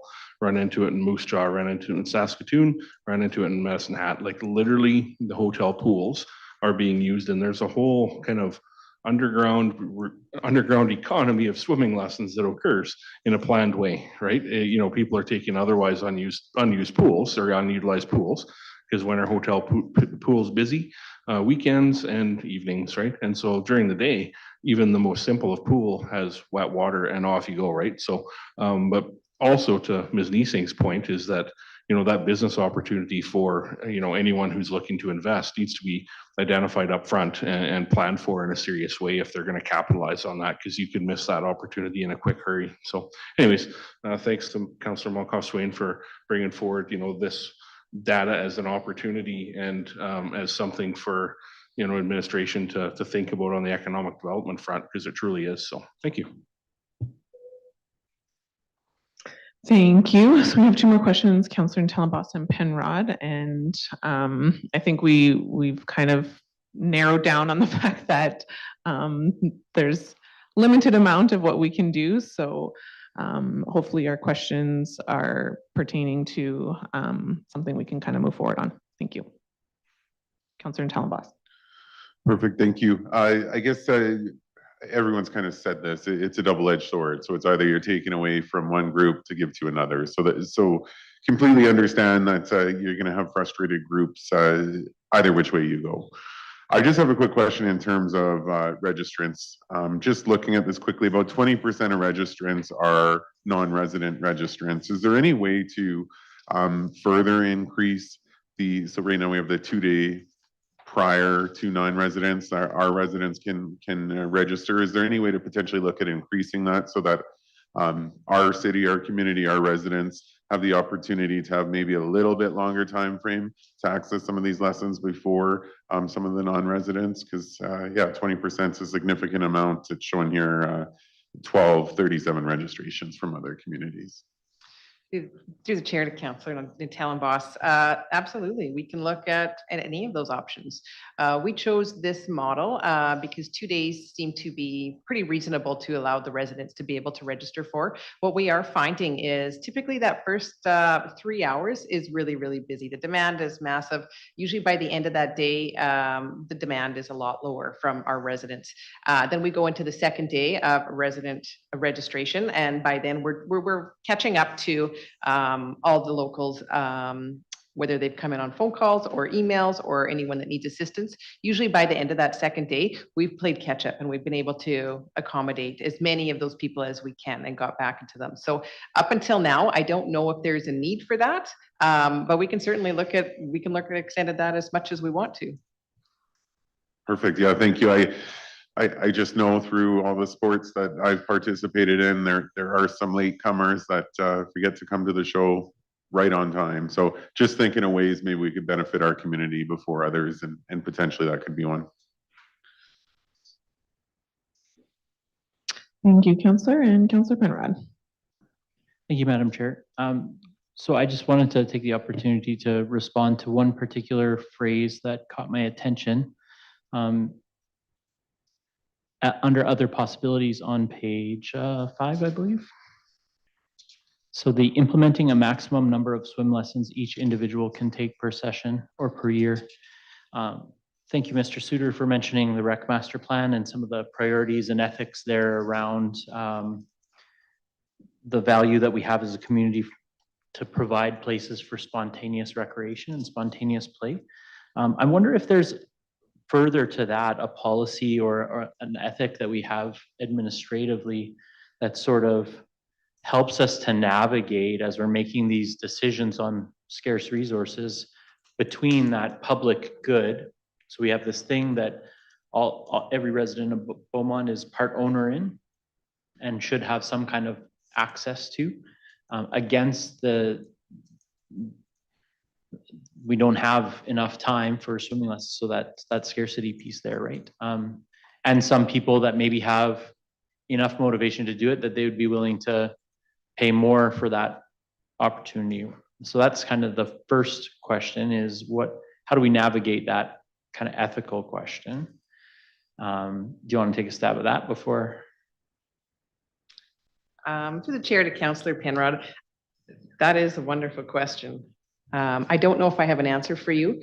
I think we try to take a look at when we make some of these decisions operationally, what is going to be the best for the most of Beaumont residents? What can we do that is going to bring the most benefit with the least amount of pain? So I think that's how we came up with things like resident registration. That was a very unique model. There's not very many places in the province that actually have that model.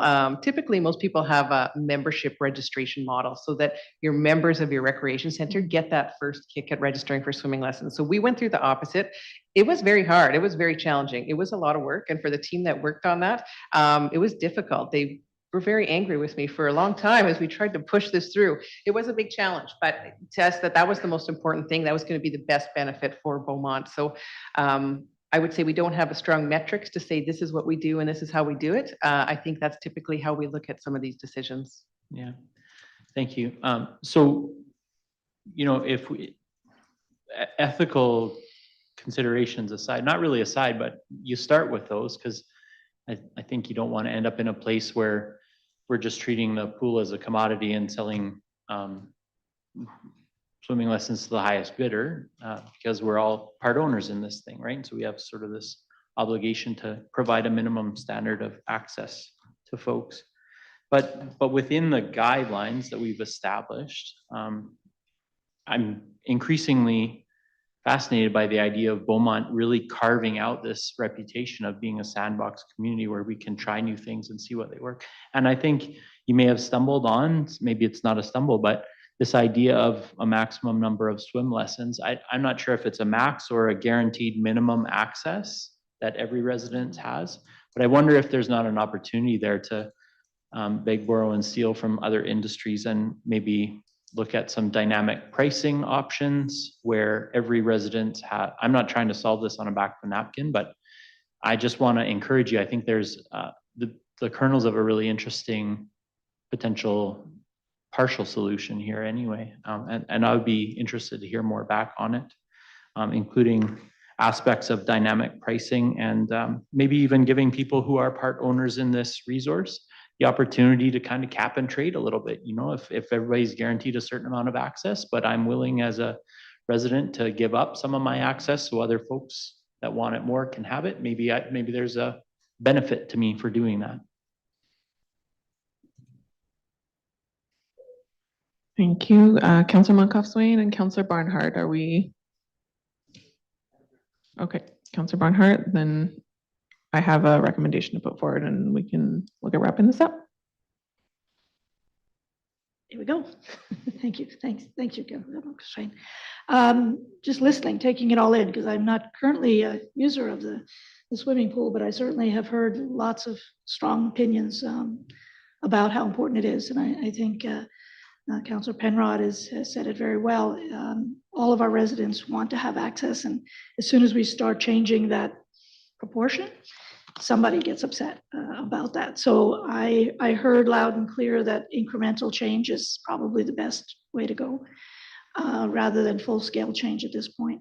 Aside from the registration process, to me, that has to change as soon as possible, and you're doing that.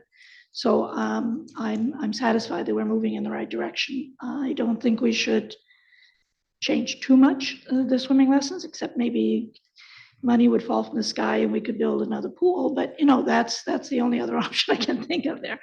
And hotels, great idea if that happens. But keep doing what you're doing. I think you're moving in the direction of continuous improvement, and I appreciate that. Thank you. Thank you. Councillor Monkoff Swain.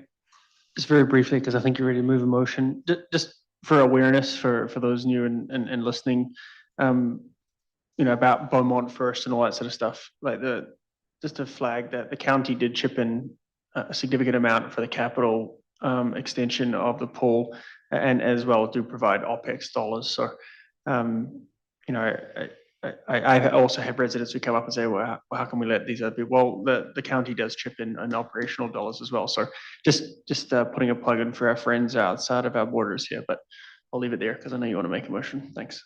Thank you. I would like to put a recommendation forward, and I will look to you, Ms. Cuthbert, and Mr. Suter for some feedback on a timeline for it. So I will wait for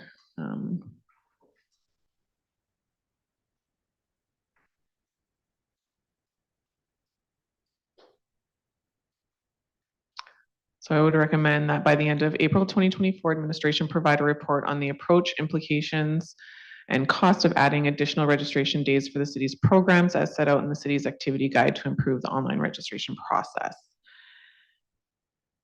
Is there additional time? What does that timeline look like?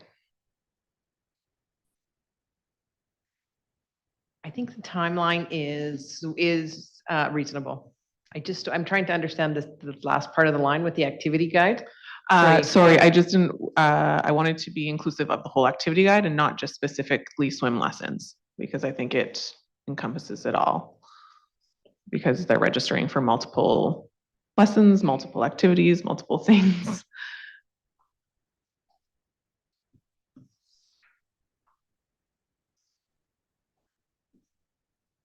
Mr. Suter? Thank you, Chair. Could we ask to the end, maybe end of May? Give us a little bit more time, if that's all right. I'm fine with that.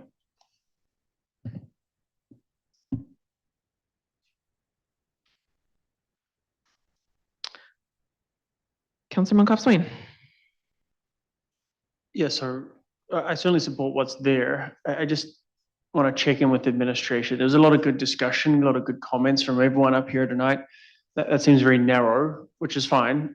I'm assuming that you heard what we all said today, and you know, that report coming back might have additional stuff that was being talked about outside. Do we need to?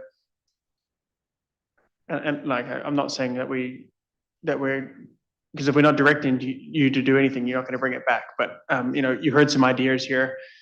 Are you guys going to take this away and be like, okay, this is all we're going to focus on is additional registration days, and then the conversation goes nowhere? How does admin view that?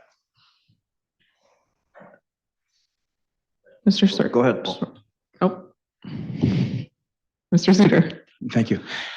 Yeah, we've made some notes here, Councillor Monkoff Swain. I think we can, the report will be based on that as far as recommendation, but I think we can certainly add in what measures we've taken or about to take and address some of those, what we can. I think that's fair.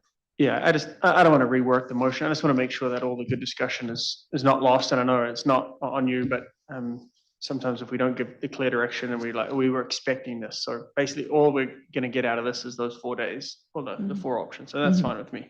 I'm good with that. Thank you. I think also, one of the things we flagged as well, that was flagged during the service experience office was filling up those classes from the wait list as well, and that kind of whole process. But I think that will probably come with the service experience office and all that kind of stuff. Am I correct in that kind of assumption? Yes, Councillor McCook, I think we'll always see continuous improvement. I would hope we would. And I think with this service experience, that'll bring us maybe some more ideas or options that we're not doing now. But yes, we are going to continue with the wait lists. We'd actually increase for this registration session. We had a maximum for the wait list. I'm not sure why we did that, but that's been increased to 99. So we can have 99 people on the wait list, and we will try to accommodate as many as we can. We do try to push that through. For sure. Perfect. Thank you very much. And Councillor Van Newkirk. Yeah, thank you. Happy to support what's up there. Just a question for administration around the software piece. Does any software things have to be solved in order to meet this timeline? Are there considerations there that might trip you up? I don't think so, but Through the chair to Councillor Van Newkirk, I don't see any challenges with our software at all. No, we'll be able to bring this report and we'll bring the information. On our back end, it is going to take us doing the programming, right? So when we do the programming, we might have to set some parameters and change some things that should not affect anyone here or the public. That would be on our back end that we were working. So I don't foresee any issues there. yeah, and that's what I was kind of wondering is if we make the, the perceived administrative change here, there's a trickle down effect into how you handle it. And seemingly if you provide more, it should reduce volume, but time will tell. Yeah, we'll get there. Thanks, Councillor McCook, for putting this forward. Thank you. And I think, this is based on information. Potentially when the information comes back, we decide it's not the best option. So appreciate that. If everybody's good to go, I will call for the vote on this.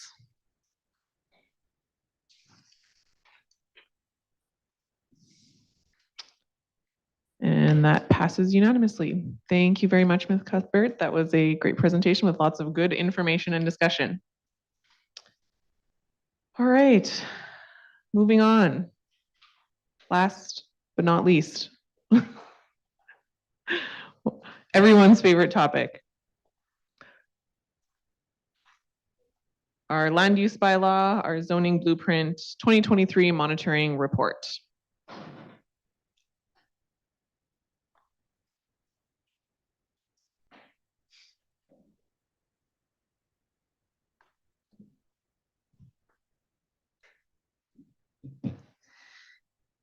Good evening, Chair and committee members. So we're happy to present the 2023 Land Use Bylaw Monitoring Report. With me tonight is our Manager of Development Services, Sean Hipkiss, and our Senior Planner, Alicia Ingram.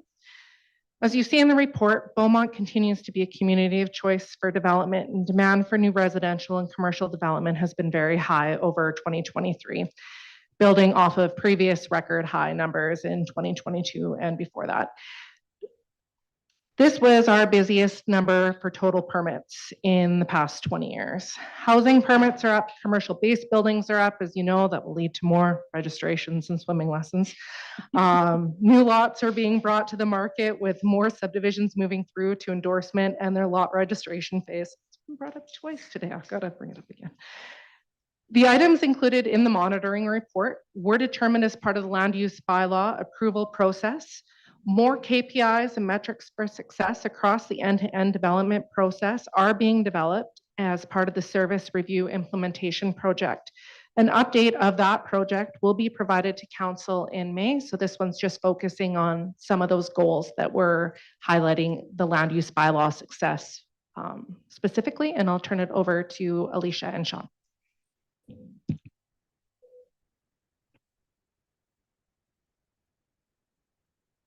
And councillors. I'm going to skip some of my preamble here.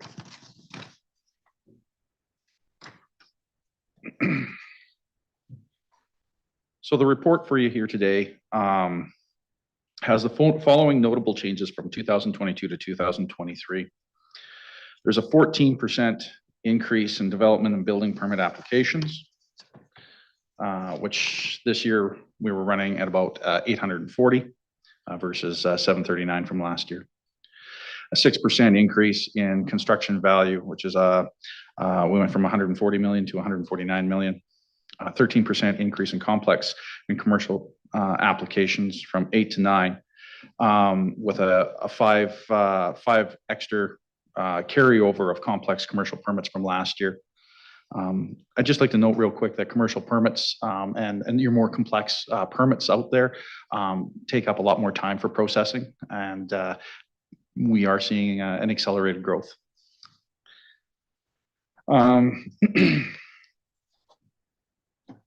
Sec here. The increase in construction value speaks to the added complexity of the applications being received.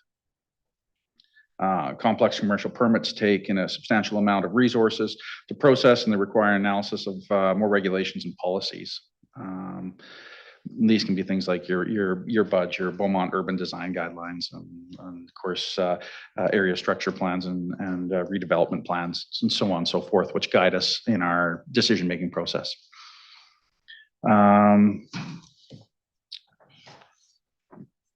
Let's see here.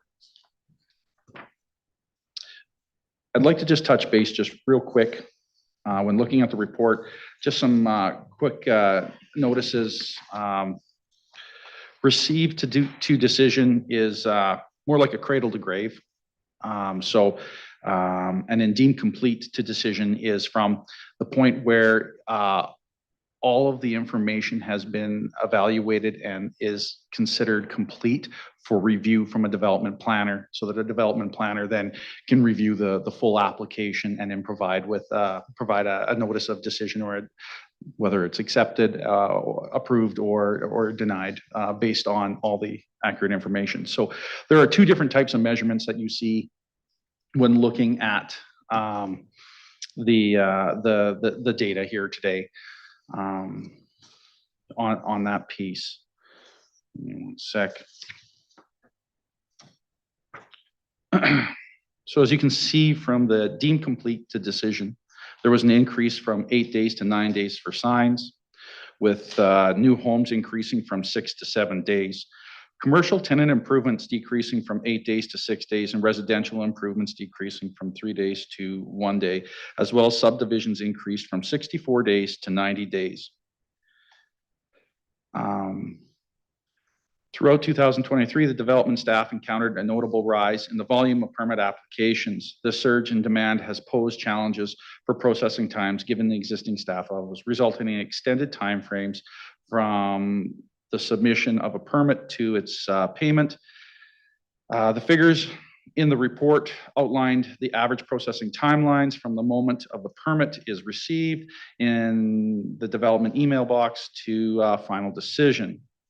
So again, the full processing timeline for signs are about 35 days. New homes are 34 days. Commercial tenant improvements are 36 days. And resident improvements are 23 days. As mentioned earlier in this report, the development services team has seen a large increase in permit applications, which is reflective of growth that the city is experiencing. In 2024, a transition period will ensue, marked by the introduction of several new procedures designed to enhance operational efficiencies within the development services. These initiatives will facilitate a smoother flow of permit applications through the land use bylaw. Staff will adapt to new electronic software and implement fresh process enhancements aimed at streamlining operations and reducing processing timelines.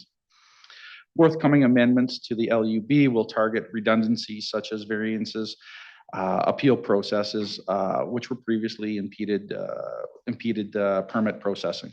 The dynamic landscape of 2023 has equipped staff for the challenges ahead in 2024, yet the city is sustained growth trajectory is anticipated to drive continued increases in permit applications. Administration will provide an update to the committee of the whole in late Q2 2024 about the work being undertaken to improve the development services in the city. I guess just one thing to also look at and reflect from is with the increased workloads, Another factor that seems to be creating more challenges this year to us has been the weather. Generally, you get a good shot of 40 below that slows everybody down, and we kind of wind down. We never seen that. My staff have currently are holding at numbers that we would see in July. So it's all the stuff that we're doing is kind of like, I use the analogy with my staff, is we're tweaking the engine while running at a high rev. So I guess just keep that in mind. I'd like to thank Madam Chair and councillors for this report, and invite any questions you may have.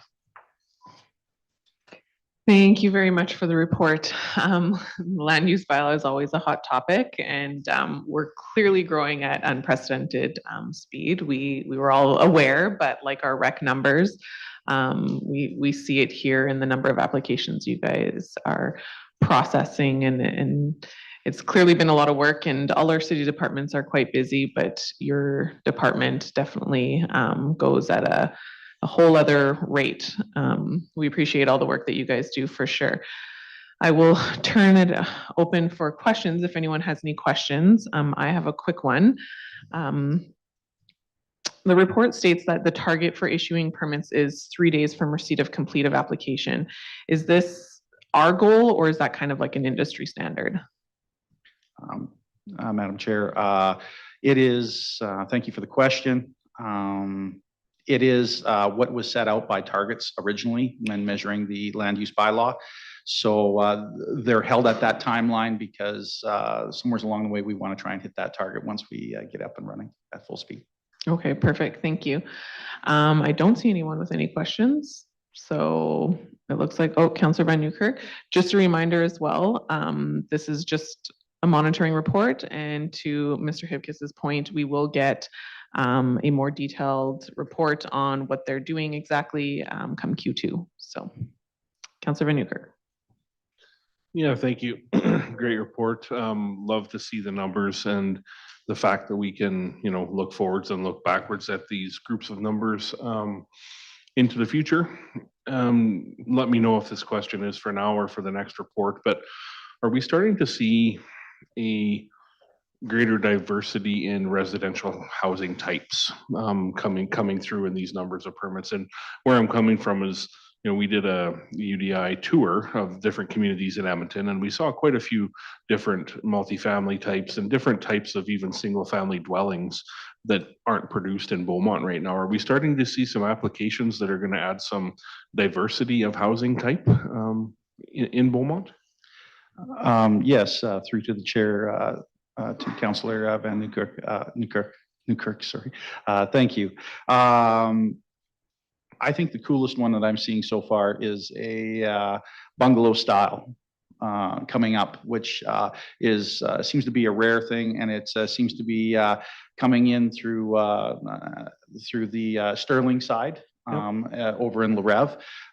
So that was one of them, but you're starting to see that diversity starting to form with some interesting designs. And obviously with your larger builders, which we're starting to see as well, you're starting to see that creativity of how to best utilize the building pocket with also what the market is needing as well. Mm-hmm. So I think that's the market drive is a big one. So yeah, no, that's great. I think the residents will like to see some of those more options. So thank you. Thank you, Councillor. I see no other questions, so that's it. Thank you so much for your report and presentation. Thank you again, everyone.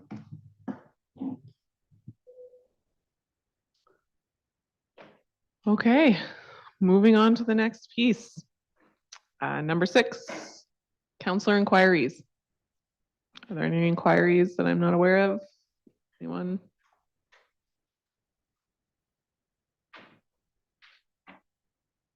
Yes. Oh, Councillor Van Newkirk. Yeah, I'll just wait a moment here for Ms. Boucher. Okay.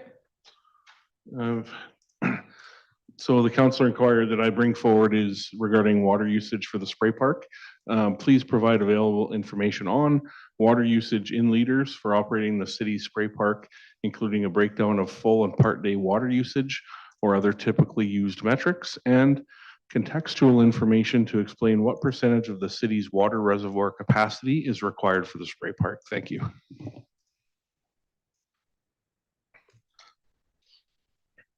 Thank you, And the Councillor. second inquiry that I bring forward tonight is regarding support for the Beaumont Food Bank. Please provide any available information on the city's opportunities for supporting the visibility of the Leducan District Food Bank, their services, and their stated mission so that they are shared more broadly and effectively to the residents and businesses within the city. Thank you.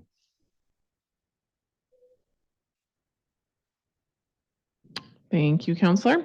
No other inquiries? Okay, that's it. We will move to number 7, which is adjournment. So we are adjourned at 8:47. Thank you, everyone.